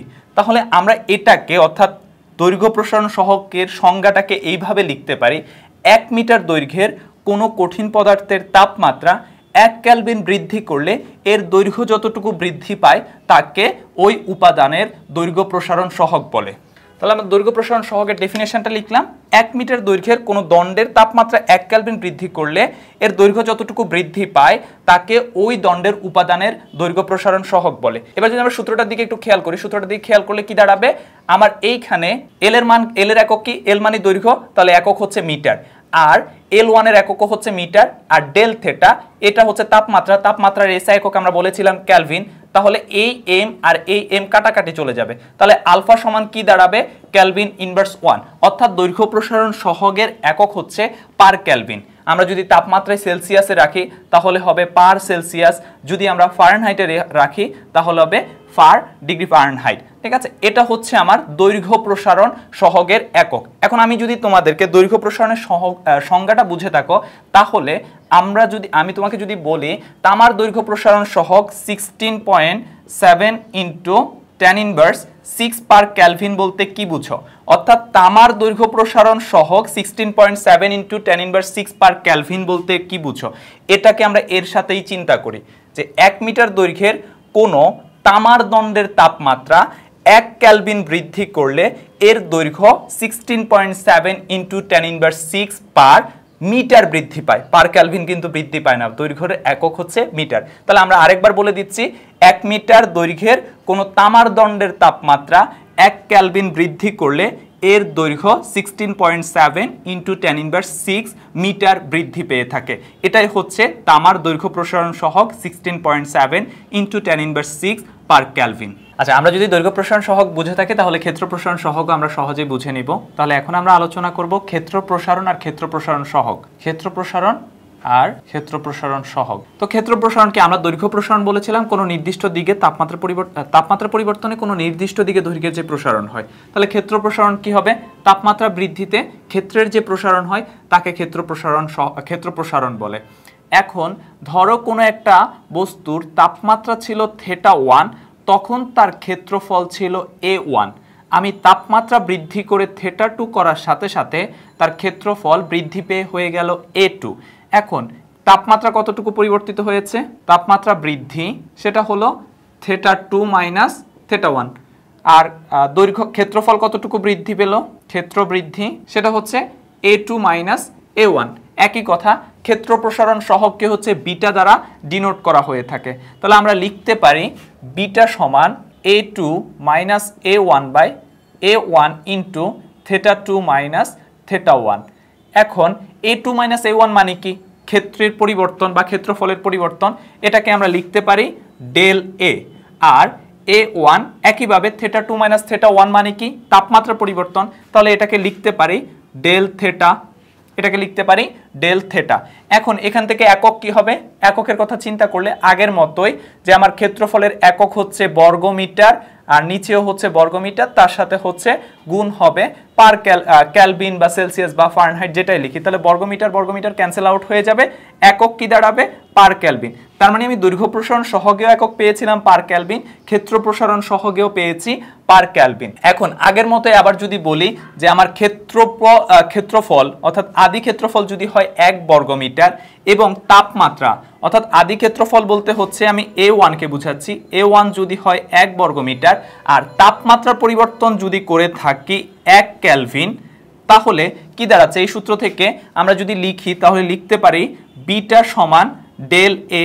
তার মানে কি, ক্ষেত্র প্রসারণ সহগ হচ্ছে ক্ষেত্রফলের বৃদ্ধির সমান, কখন, যখন আমি তাপমাত্রা বৃদ্ধি করব 1 ক্যালভিন আর আদি ক্ষেত্রফল থাকবে 1 বর্গমিটার। তাহলে এটা দিয়ে আমরা সংজ্ঞা দিতে পারি, সংজ্ঞাটা কি দাঁড়াবে, 1 বর্গমিটার ক্ষেত্রফলের কোনো বস্তুর তাপমাত্রা 1 ক্যালভিন বৃদ্ধি করলে এর ক্ষেত্রফল যতটুকু বৃদ্ধি পায় তাকে ক্ষেত্র প্রসারণ সহগ বলে। তাহলে সংজ্ঞাটা হচ্ছে 1 বর্গমিটার ক্ষেত্রফলের কোনো বস্তুর তাপমাত্রা 1 ক্যালভিন বৃদ্ধি করলে এর ক্ষেত্রফল যতটুকু বৃদ্ধি পায় তাকে ওই বস্তুর উপাদানের ক্ষেত্র প্রসারণ সহগ বলে। এখন যদি আমি তামার ক্ষেত্র প্রসারণ সহগ 33.4 ইন্টু 10⁻⁶ পার ক্যালভিন বলি, আবারও দেখাই দিচ্ছি ক্ষেত্র প্রসারণ সহগের এককও কিন্তু পার ক্যালভিন। তো আমাকে প্রশ্ন করা হলো তামার ক্ষেত্র প্রসারণ সহগ 33.4 ইন্টু 10⁻⁶ পার ক্যালভিন বলতে কি বুঝো, এখান থেকেই সংজ্ঞা দিব, 1 বর্গমিটার ক্ষেত্রের কোনো তামার বস্তুর তাপমাত্রা 1 ক্যালভিন বৃদ্ধি করলে এর ক্ষেত্রফল 33.4 ইন্টু 10⁻⁶ বর্গমিটার বৃদ্ধি পেয়ে থাকে। এটাই হচ্ছে ক্ষেত্র প্রসারণ সহগ নিয়ে বিস্তারিত আলোচনা। আমরা ক্ষেত্র প্রসারণ সহগ বুঝেছি, দৈর্ঘ্য প্রসারণ সহগ বুঝেছি, এবার আমরা আয়তন প্রসারণ সহগ নিয়ে কথা বলবো। ক্ষেত্র প্রসারণ আর দৈর্ঘ্য প্রসারণ বুঝলে আয়তন প্রসারণ নিয়ে স্পেসিফিক আর কিছু বলার নাই। দৈর্ঘ্য প্রসারণে বলেছিলাম দৈর্ঘ্য যতটুকু বৃদ্ধি পায়, ক্ষেত্র প্রসারণ হচ্ছে ক্ষেত্র যতটুকু বৃদ্ধি পায়। তাহলে আয়তন প্রসারণ সহগে এসে কি বলবো, বা আয়তন প্রসারণে কি বলবো, আয়তন যতটুকু বৃদ্ধি পায়, হ্যাঁ, তার মানে হচ্ছে কোন তাপমাত্রা পরিবর্তনে কোনো নির্দিষ্ট দিকে বা কোনো বস্তুর আয়তন যতটুকু বৃদ্ধি পায় তাকে আয়তন প্রসারণ বলে। সেম কথা এখন আয়তন প্রসারণ সহগ। এখন আমরা যেটা নিয়ে কথা বলবো, ধরো কোনো একটা বস্তুর তাপমাত্রা ছিল θ1, তার আয়তন ছিল V1, তাপমাত্রা আমি পরিবর্তন করে করলাম θ2, আয়তন গিয়ে দাঁড়ালো V2। তাহলে আয়তনের পরিবর্তন কত হবে, আয়তন বৃদ্ধি V2 মাইনাস V1, আর তাপমাত্রা কতটুকু বৃদ্ধি পাবে, তাপমাত্রা বৃদ্ধি হচ্ছে θ2 মাইনাস θ1। তাহলে আমার আয়তন প্রসারণ সহগকে যদি গামা দ্বারা প্রকাশ করা হয়ে থাকে, তাহলে আমি এখান থেকে আগের সূত্রগুলোর মতো করেই লিখতে পারি V2 minus V1 by V1 into θ2 minus θ1। এটা হচ্ছে আয়তন প্রসারণ সহগ নির্ণয়ের সূত্র। আয়তন প্রসারণ সহগ এটাকে আগের মতোই আমরা লিখতে পারি গামা সমান del V by V1 into del theta. তাহলে আগের মতোই যে ভি আর ভি এর একক কাটাকাটি চলে যাবে, তাহলে একক কি দাঁড়াবে, একক দাঁড়াবে হচ্ছে পার ক্যালভিন, অর্থাৎ আয়তন প্রসারণ সহগের এককও দেখতেছি পার ক্যালভিন। আমরা দৈর্ঘ্য প্রসারণ সহগ, ক্ষেত্র প্রসারণ সহগ এবং আয়তন প্রসারণ সহগ তিনটার এককই পেয়েছি পার ক্যালভিন। সেলসিয়াস স্কেল ব্যবহার করলে পার ডিগ্রি সেলসিয়াস হতো, ফারেনহাইট স্কেল ব্যবহার করলে পার ডিগ্রি ফারেনহাইট হতো। এরপর আবারও আগের কথা, যদি আমার আয়তন আদি আয়তন 1 ঘনমিটার হয় এবং তাপমাত্রা যদি 1 ক্যালভিন পরিবর্তন করি, তাহলে এখান থেকে লেখা যাবে গামা সমান ডেল বি, অর্থাৎ 1 ঘনমিটার আয়তনের কোনো বস্তুর তাপমাত্রা 1 ক্যালভিন বৃদ্ধি করলে এর আয়তন যতটুকু বৃদ্ধি পায় তাকে ওই বস্তুর উপাদানের আয়তন প্রসারণ সহগ বলে। এখন আমি যদি বলি তামার আয়তন প্রসারণ সহগ 50.1 ইন্টু 10⁻⁶ পার ক্যালভিন বলতে কি বুঝো, 50.1 into tan inverse 6 per kelvin বলতে কি বুঝো? আমরা সংজ্ঞা থেকেই হচ্ছে এখানে লিখে দিব, প্রতিবার সংজ্ঞা লিখেছি, এবার তাই এটা লিখে দিচ্ছি। তাহলে এটা লিখব কি, 1 ঘনমিটার আয়তনের কোনো তামার বস্তুর তাপমাত্রা যদি 1 কেলভিন বৃদ্ধি করি এর আয়তন 50.1 ইন্টু tan ইনভার্স 6 ঘনমিটার বৃদ্ধি পেয়ে থাকে। তাহলে তামার ক্ষেত্র প্রসারণ সহগে, তামার আয়তন প্রসারণ সহগের সংজ্ঞা কি ছিল, বা আয়তন প্রসারণের সংজ্ঞা কি? 1 ঘনমিটার আয়তনের কোনো বস্তুর তাপমাত্রা 1 কেলভিন বৃদ্ধি করলে এর আয়তন যতটুকু বৃদ্ধি পায় তাকে ওই বস্তুর উপাদানের আয়তন প্রসারণ সহগ বলে। এখন আমাকে প্রশ্ন করা হলো তামার আয়তন প্রসারণ সহগ 50.1 into tan inverse 6 per kelvin বলতে কি বুঝো? 1 ঘনমিটার আয়তনের কোনো তামার বস্তুর তাপমাত্রা 1 কেলভিন বৃদ্ধি করলে এর আয়তন 50.1 ইন্টু tan ইনভার্স 6 ঘনমিটার বৃদ্ধি পায়। এটাই হচ্ছে তামার আয়তন প্রসারণ সহগ 50.1 into tan inverse 6 per kelvin বলতে বোঝায়। আমরা দৈর্ঘ্য প্রসারণ সহগ পেয়েছিলাম আলফা, ক্ষেত্র প্রসারণ সহগ পেয়েছিলাম বিটা এবং আয়তন প্রসারণ সহগ পেয়েছিলাম গামা। এবার বলো ক্ষেত্র প্রসারণ মানে কি? ক্ষেত্র প্রসারণ দৈর্ঘ্য আর প্রস্থের গুণফল না? তাহলে একটা বস্তুর দৈর্ঘ্য বরাবর যদি প্রসারণ সহগ হয় আলফা, প্রস্থ বরাবরও নিশ্চয় আলফা, তাহলে ক্ষেত্র প্রসারণ মানে কি? দৈর্ঘ্য প্রসারণ আর প্রস্থ প্রসারণের গুণফল। তাহলে দৈর্ঘ্য প্রসারণ সহগ আলফা, ক্ষেত্র প্রসারণ সহগ আলফা, তাহলে ক্ষেত্রফল কতটুকু প্রসারিত হবে? আলফা যোগ আলফা বা হচ্ছে 2 আলফা পরিমাণ প্রসারিত হবে। তার মানে আমি লিখতে পারি বিটা সমান 2 আলফা বা আলফা সমান বিটা বাই 2। একইভাবে আমি আয়তন প্রসারণ সহগ গামা সমান লিখতে পারি 3 আলফা বা আলফা সমান গামা বাই 3। এখন এই জিনিসটাকে আমরা সহজ করে এইখানে একসাথে লিখব। আলফা সমান আমার কি দাঁড়াচ্ছে? আলফা সমান বিটা বাই 2 সমান গামা বাই 3। এখন এটাকে কি করতে পারি? আমি যদি পুরোটাকে 6 দ্বারা গুণ করে দিই তাহলে কি হবে? 6 আলফা সমান 3 বিটা সমান 2 গামা। এই সূত্রটা বা এই সম্পর্কটা ভালো করে মনে রাখবা, আমাদের এমসিকিউর সময় অনেক সময় এটা কাজে এসে থাকে। এমসিকিউতে এই প্রশ্নটা প্রায় সময় এসে থাকে 6 আলফা সমান 3 বিটা সমান 2 গামা। আর ইন্ডিভিজুয়াল সম্পর্কগুলা এই যে আলফা সমান বিটা বাই 2, তারপরে আলফা সমান গামা বাই 3, এই জিনিসটা ভালো করে মনে রাখবা। এটাই ছিল দৈর্ঘ্য প্রসারণ, ক্ষেত্র প্রসারণ আর আয়তন প্রসারণ সহগ। এগুলোর মধ্যে হচ্ছে ইন্ডিভিজুয়াল যে সম্পর্কগুলো, এটা নিয়ে হচ্ছে আশা করি আর কখনো কোনো সমস্যা সৃষ্টি হবে না। তাহলে আমরা কঠিন পদার্থের প্রসারণ দেখেছি, এবার আমরা তরলের প্রসারণ দেখব। আমরা যখন হচ্ছে বস্তুর পদার্থের প্রসারণ দেখেছিলাম তখন দেখেছিলাম যে তরলের প্রসারণ কঠিনের চাইতে বেশি হয়ে থাকে। তবে এইখানে কিছু জিনিসের সমস্যা তৈরি হয়। আমরা কি তরলকে কখনো পাত্র ছাড়া রেখে তাপ দিতে পারবো? তরলকে তো অবশ্যই কোনো না কোনো পাত্রে রাখতেই হবে, তাই না? তাহলে পাত্রে রাখার পর আমি তার যে প্রসারণ দেখে থাকি আলটিমেটলি এটা হচ্ছে তার আপাত প্রসারণ। যদি পাত্রে না রেখে তাপ দেওয়া সম্ভব হতো তখন তার যে প্রসারণ হতো সেটা হচ্ছে প্রকৃত প্রসারণ হতো। এই জন্য আমরা তরলের প্রসারণকে 2 ভাগে ভাগ করব। একটা হচ্ছে আপত প্রসারণ বা আপাত প্রসারণ, আরেকটা হচ্ছে প্রকৃত প্রসারণ। এবার আসো আপাত প্রসারণ আর প্রকৃত প্রসারণ, এটা আমরা একটা এক্সপেরিমেন্টের মাধ্যমেই দেখব। তাহলে আমরা এটা একটা এক্সপেরিমেন্টের মাধ্যমেই দেখি। ধরো আমি একটা পাত্রে তরল নিলাম এই পর্যন্ত, অর্থাৎ এ উচ্চতা পর্যন্ত তরল নিলাম, ঠিক আছে? নেওয়ার পর আমি এটার নিচে তাপ দিতে শুরু করলাম। তাপটা প্রথমে কে গ্রহণ করবে? অবশ্যই পাত্রটা গ্রহণ করবে। তাহলে পাত্রে একটা প্রসারণ হবে না? পাত্রে প্রসারিত হওয়ার ফলে তরলের উচ্চতা কিছুটা কমে যাবে, যার ফলে তরলটা এ থেকে বিতে নেমে যায়। নেমে যায়। তারপর তাপ গ্রহণ করবে কে? তরল তাপ গ্রহণ করার ফলে কি হবে? তরলের উচ্চতা বাড়তে থাকবে। কিন্তু আমরা জানি কঠিন পদার্থের যতটুকু প্রসারণ হয় তরলের প্রসারণ তার চাইতে বেশি হয়। তাহলে আমরা এ থেকে বিটা ছিল হচ্ছে পাত্রের প্রসারণ, পাত্র এতটুকু প্রসারিত হয়েছে, কিন্তু তরলের প্রসারণ কি হবে? তার চাইতে বেশি হবে। বেশি হওয়ার ফলে এই উচ্চতাটা উপরে উঠে যায়, অর্থাৎ ধরে নাও হচ্ছে সি উচ্চতায় চলে যায়। এখন আমি যদি বিসি সমান লিখতে চাই তাহলে বিসি সমান কি লেখা যাবে? বিসি সমান আমাদের জ্যামিতিক নিয়ম অনুসারে এবি প্লাস এসি। এখন বিসি সমান কি? আগে আমরা প্রকৃত প্রসারণ আর আপাত প্রসারণটা ক্লিয়ার হয়ে গেলে বিসি এর ব্যাপারটা বুঝে যাব। প্রকৃত প্রসারণ হচ্ছে পাত্রে না রেখে যদি আমি তাপ দিতাম অ্যাকচুয়ালি তার কতটুকু প্রসারিত হয়েছে সেটা আমরা অনুধাবন করতে পারতাম। যেমনটা এইখানে আমি যদি পাত্রের প্রসারণটা বিবেচনায় না আনি, পাত্রের প্রসারণ বিবেচনায় না আনলে আমি ধরবো তরলটা বি উচ্চতায় ছিল, তারপর সেখান থেকে প্রসারিত হয়ে কোথায় গেল, সি উচ্চতায় গেল। সুতরাং বিসিটা হলো তরলের প্রকৃত প্রসারণ, তরলের প্রকৃত প্রসারণ। এবিটা কি ছিল, আমরা বলেছিলাম পাত্র প্রথমে তাপ গ্রহণ করে তারপর এ থেকে বিতে নেমে আসে, সুতরাং এবিটা হচ্ছে পাত্রের প্রসারণ।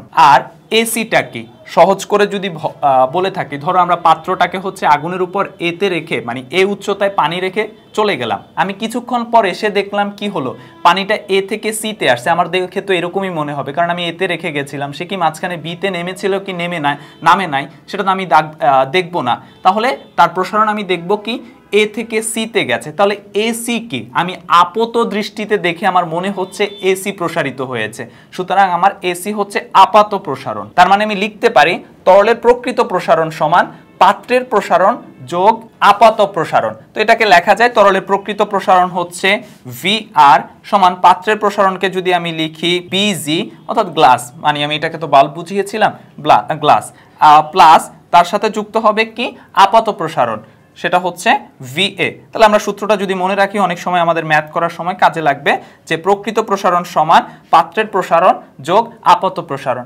আপাত প্রসারণ মানে কি বলেছিলাম, তরলকে পাত্রে রেখে তাপ দেওয়ার ফলে আমার আপাত দৃষ্টিতে দেখে যতটুকু প্রসারণ হয়েছে বলে মনে হয় তাকে বলা হয় আপাত প্রসারণ। আর প্রকৃত প্রসারণ মানে কি, প্রকৃত প্রসারণ হচ্ছে কোনো বস্তুকে যদি আমি পাত্রে না রেখে তাপ দেওয়া সম্ভব হতো তখন দেখতে পারতাম যতটুকু প্রসারিত হয়েছে, সেটা হচ্ছে প্রকৃত প্রসারণ। যেমনটা এইখানে এই যে আমরা এ বি কে বাদ দিয়ে দিয়েছিলাম, যেটুকু ছিল হচ্ছে পাত্রের প্রসারণ, পাত্রের প্রসারণটা বিবেচনায় না এনে শুধু তরলের প্রসারণটা দেখেছি। আর পাত্রের প্রসারণ কি ছিল, এই যে যখন আমি তাপ দেওয়া শুরু করলাম পাত্রটা প্রসারিত হওয়ার ফলে তরলটা এ থেকে বিতে নেমে এসেছে, তাহলে এইটুকু হচ্ছে পাত্রের প্রসারণ। তার মানে ভি আর সমান ভিজি প্লাস ভিএ। আমরা হচ্ছে কঠিন বস্তুর প্রসারণ দেখলাম, তরল বস্তুর প্রসারণ দেখলাম, তাহলে গ্যাসীয় বস্তুর প্রসারণটা একটু দেখে নিই। গ্যাসীয় প্রসারণটা আলটিমেটলি কি হবে। এখন এটার জন্য আমরা আগে একটা সূত্র ডেভেলপ করে নিব, যেই সূত্রটা হচ্ছে আমি বিস্তারিত যাব না, সংক্ষেপে আলোচনা করার চেষ্টা করব। ইন্টারমিডিয়েটে গেলে তোমরা এটা সম্পর্কে খুব বিস্তারিত পাবা। এখন এখানে হচ্ছে তিনজন বিজ্ঞানীর সূত্র দিয়েছিলেন, বিজ্ঞানী বয়েল, বিজ্ঞানী চার্লস এবং অ্যাভোগাড্রো। বয়েলের সূত্রটা হচ্ছে স্থির তাপমাত্রায় আয়তন চাপের ব্যস্তানুপাতিক, অর্থাৎ কোনো গ্যাসের তাপমাত্রা যদি স্থির থাকে তাহলে আমি চাপ যত বাড়াতে থাকবো আয়তন তত কমতে থাকবে, যার ফলে আমি লিখতে পারি বি প্রপোর্শনাল টু 1/p যখন আমার টি হচ্ছে ধ্রুবক। একইভাবে এরপর হচ্ছে চার্লসের সূত্রটাই বলা হয়ে থাকে আয়তন আর তাপমাত্রা সমানুপাতিক, অর্থাৎ চাপ যখন স্থির থাকবে, স্থির চাপে কোনো বস্তুর আয়তন তাপমাত্রার বা পরম তাপমাত্রার সমানুপাতিক, তাহলে সেখান থেকে আমি লিখতে পারি বি প্রপোর্শনাল টু টি, তখন কিন্তু আমার চাপ হচ্ছে ধ্রুবক।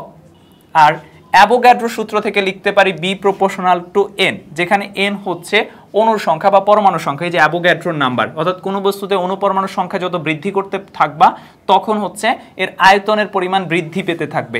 এই ক্ষেত্রে তবে তাপমাত্রা এবং চাপ দুটোই ধ্রুবক। এখন এই তিনটা সূত্র থেকে আমরা লিখতে পারি V proportional to T N by P, তাই না? তাহলে এখন আমি যদি প্রপোর্শনাল চিহ্ন উঠাই দিতে চাই, আমি জানি সমানুপাতিক চিহ্ন উঠালে একটা ধ্রুবক নিয়ে আসতে হবে, সেই ধ্রুবকটা হচ্ছে মোলার গ্যাস ধ্রুবক, যাকে আর দ্বারা প্রকাশ করা হয়ে থাকে। তাহলে লেখা যাবে V equal R T N by P, অর্থাৎ এই সূত্রটাকে এবার সহজ করে আমি লিখতে পারি PB equal N R T. এটা হচ্ছে যে গ্যাসের জন্য আমরা সূত্র হিসাবে আলোচনা করে থাকবো, পিবি ইকুয়াল এনআরটি। এখানে পি কি, পি হচ্ছে চাপ, ভি হচ্ছে আয়তন, এন হচ্ছে অ্যাভোগাড্রোর নাম্বার, আর হচ্ছে মৌলিক গ্যাস ধ্রুবক। মৌলিক গ্যাস ধ্রুবকের মান হচ্ছে 8.314 জুল পার মোল পার ক্যালভিন।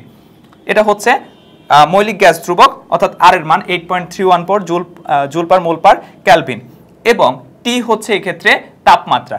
এখন আমরা ধরো একটা গ্যাসের প্রসারণের ক্ষেত্রে চিন্তা করি, গ্যাসের আয়তন প্রসারণকে যদি ভিটা পি দ্বারা প্রকাশ করা হয়ে থাকে, বিটা পি দ্বারা আমি প্রকাশ করলাম। এখন কোনো গ্যাসের আয়তন ছিল V1 হয়ে গেল V2, তাহলে আমি লিখব কি V2 মাইনাস V1। আমি ডিটেলস লিখতেছি না, কারণ আমরা আয়তন প্রসারণ সহগ যখন পড়েছিলাম তখন এই ব্যাপারগুলো নিয়ে লিখেছিলাম।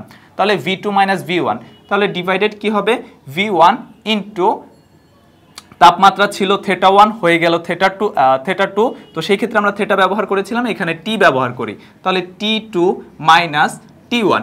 এটা হচ্ছে গ্যাসের আয়তন প্রসারণ সহগের জন্য। এখন আমরা এই সূত্রটাতে এবার দেখি, যখন বস্তুটার আয়তন ছিল V1 তখন এই সূত্রটাকে কি লেখা যাবে? এই সূত্রটা লেখা যাবে PB1 ইকুয়াল nRT1, অর্থাৎ তাপমাত্রা ছিল T1।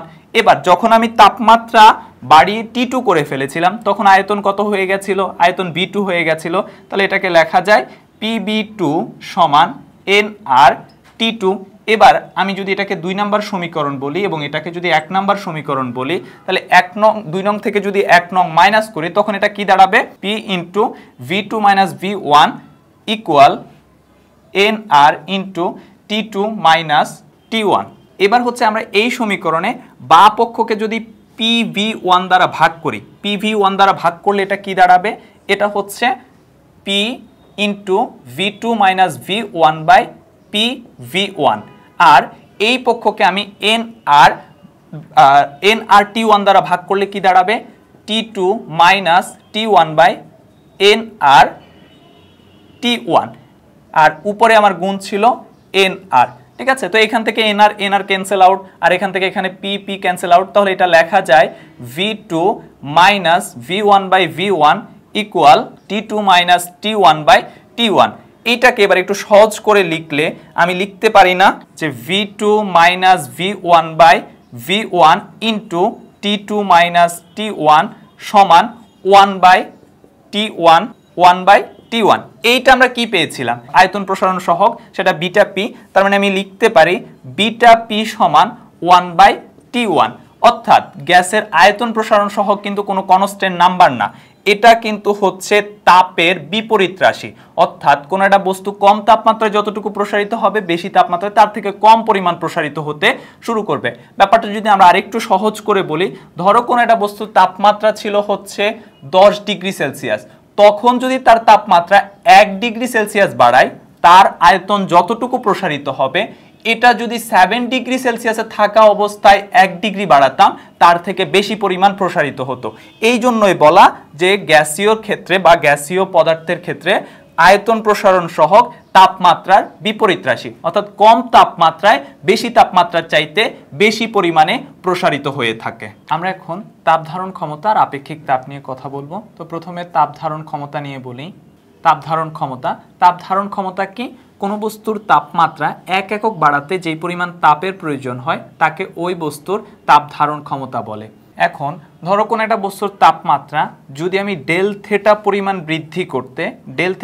বৃদ্ধি করতে কিউ পরিমাণ তাপের প্রয়োজন হয়, তাহলে 1 একক বৃদ্ধি করতে কি পরিমাণ তাপের প্রয়োজন হবে? Q by del theta. আর আমরা জানি 1 একক বৃদ্ধি করতে যে পরিমাণ তাপের প্রয়োজন হয় তাকে বলা হয়ে থাকে ওই বস্তুর উপাদানের তাপ ধারণ ক্ষমতা। তাহলে আমি দেখতেছি 1 একক বৃদ্ধি করতে তাপের প্রয়োজন হচ্ছে কিউ বাই ডেল থেটা, তাহলে আমি এটাকে লিখতে পারি সি সমান কিউ বাই ডেল থেটা। অর্থাৎ তাপ ধারণ ক্ষমতাকে হচ্ছে সি দ্বারা ডিনোট করা হয়ে থাকে, থার্মাল ক্যাপাসিটি, এই জন্য হচ্ছে কিউ বাই ডেল থেটা। তাপ ধারণ ক্ষমতা কিন্তু কোনো বস্তুর ভরের উপর নির্ভর করে না, বস্তু কত বড় তার জন্য 1 কেলভিন বৃদ্ধি করতে বা 1 একক বৃদ্ধি করতে যে পরিমাণ তাপের প্রয়োজন হবে। যেহেতু বস্তু বড় হলে তাপের বেশি প্রয়োজন হবে, সেক্ষেত্রে হচ্ছে তাপ ধারণ ক্ষমতা পরিমাণ বেড়ে যাবে। এখন আমরা দেখব যে আপেক্ষিক তাপ। আপেক্ষিক তাপ জিনিসটা কি? আপেক্ষিক তাপ আর তাপ ধারণ ক্ষমতার মধ্যে খুব একটা পার্থক্য নয়, একটা ছোট্ট পার্থক্য আছে, সেই পার্থক্যটা হচ্ছে ভরের পার্থক্য। তাপ ধারণ ক্ষমতায় কিন্তু কোনোরূপ ভর নিয়ে কথা আলোচনা হয় নাই, কিন্তু আপেক্ষিক তাপে এসে সেখানে ভর নিয়ে আলোচনা করব। এখন শুধু বলে দিব একক ভরের কোনো বস্তুর তাপমাত্রা 1 একক বৃদ্ধি করতে যেই পরিমাণ তাপের প্রয়োজন হয় তাকে ওই বস্তুর উপাদানের আপেক্ষিক তাপ বলে। তাহলে এটা হচ্ছে একক ভরের কোনো বস্তুর তাপমাত্রা 1 একক বৃদ্ধি করতে যে পরিমাণ তাপের প্রয়োজন হয় তাকে ওই বস্তুর উপাদানের আপেক্ষিক তাপ বলে। এখন আমি যদি ধরি এম ভরের কোনো বস্তুর তাপমাত্রা ডেল থেটা পরিমাণ বৃদ্ধি করতে কিউ পরিমাণ তাপের প্রয়োজন, তাহলে 1 কেজি ভরের কোনো বস্তুর তাপমাত্রা 1 একক বৃদ্ধি করতে কি পরিমাণ তাপের প্রয়োজন হবে? Q/m del theta, Q/m del theta. এটাকে আমরা কি বলতেছি? এটাকেই বলতেছি কিন্তু আপেক্ষিক তাপ। আপেক্ষিক তাপ বা স্পেসিফিক হিটকে S দ্বারা রিপ্রেজেন্ট করা হয়ে থাকে। তাহলে আমি লিখতে পারি S = Q/m ডেল থেটা। দেখো দুটোর ক্ষেত্রে অর্থাৎ আপেক্ষিক তাপ এবং তাপ ধারণ ক্ষমতার মধ্যে শুধু বাড়তি যেটা ইনক্লুড হয়েছে সেটা হচ্ছে m। তাহলে আপেক্ষিক তাপ এবং তাপ ধারণ ক্ষমতার মধ্যে আমি যদি সম্পর্ক নির্ধারণ করতে যাই তাহলে সেটা কি দাঁড়াবে? সেটা হচ্ছে এইখানে S সমান আমি কি লিখতে পারি? Q/Q del theta into 1/m। এখন Q/ডেল থেটা মানে কি? Q/ডেল থেটা মানে হচ্ছে C। তাহলে S সমান আমি লিখতে পারি C/m, অর্থাৎ আপেক্ষিক তাপ সমান তাপ ধারণ ক্ষমতা ভাগ ভর। অর্থাৎ কোনো বস্তুর তাপ ধারণ ক্ষমতাকে যদি তার ভর দ্বারা ভাগ করে দেওয়া হয় তাকে বলা হয় ওই বস্তুর উপাদানের আপেক্ষিক তাপ। এবং এই আপেক্ষিক তাপের সূত্রটা আমরা এই অধ্যায়ের ম্যাথ ক্যালকুলেশন করতে সবচেয়ে বেশি পরিমাণে ব্যবহার করব এবং সেটাকে আমরা সহজ করে লিখতে পারি Q = ms ডেল থেটা। এই সূত্রটা খুব ভালো করে মনে রাখবা। Q = ms del theta. m হচ্ছে বস্তুর ভর, এর হচ্ছে বস্তুর আপেক্ষিক তাপ এবং ডেল থেটা হচ্ছে বস্তুর তাপমাত্রার পরিবর্তন বা পার্থক্য, কত পরিবর্তন হয়েছে সেই জিনিসটা।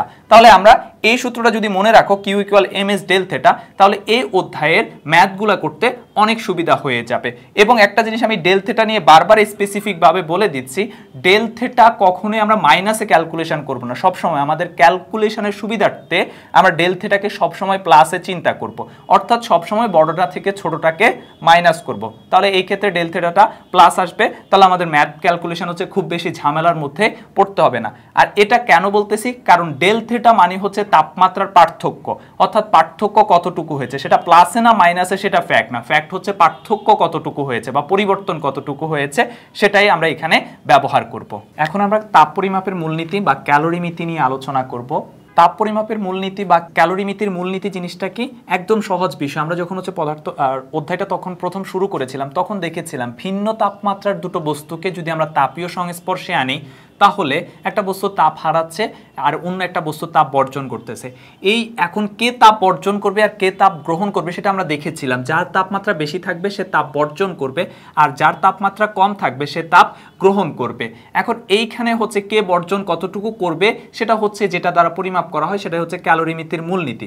অর্থাৎ ব্যাপারটা খুবই সিম্পল। যদি ভিন্ন তাপমাত্রার দুটো বস্তুকে পরস্পরের তাপীয় সংস্পর্শে নিয়ে আসা হয় তাহলে উষ্ণ তাপমাত্রার বস্তু যেই পরিমাণ তাপ বর্জন করবে নিম্ন তাপমাত্রার বস্তু সে একই পরিমাণ তাপ গ্রহণ করবে। অর্থাৎ এখান থেকে আমরা লিখতে পারি বর্জিত তাপ সমান গৃহীত তাপ। এটাই হচ্ছে তাপ পরিমাপের মূলনীতি বা ক্যালোরিমিতির মূলনীতি। এবং আমরা এটা খুব ভালো করে মনে রাখবো, বর্জিত তাপ সমান গৃহীত তাপ। এবং এই তাপের বর্জন এবং গ্রহণ কতক্ষণ পর্যন্ত চলতে থাকবে?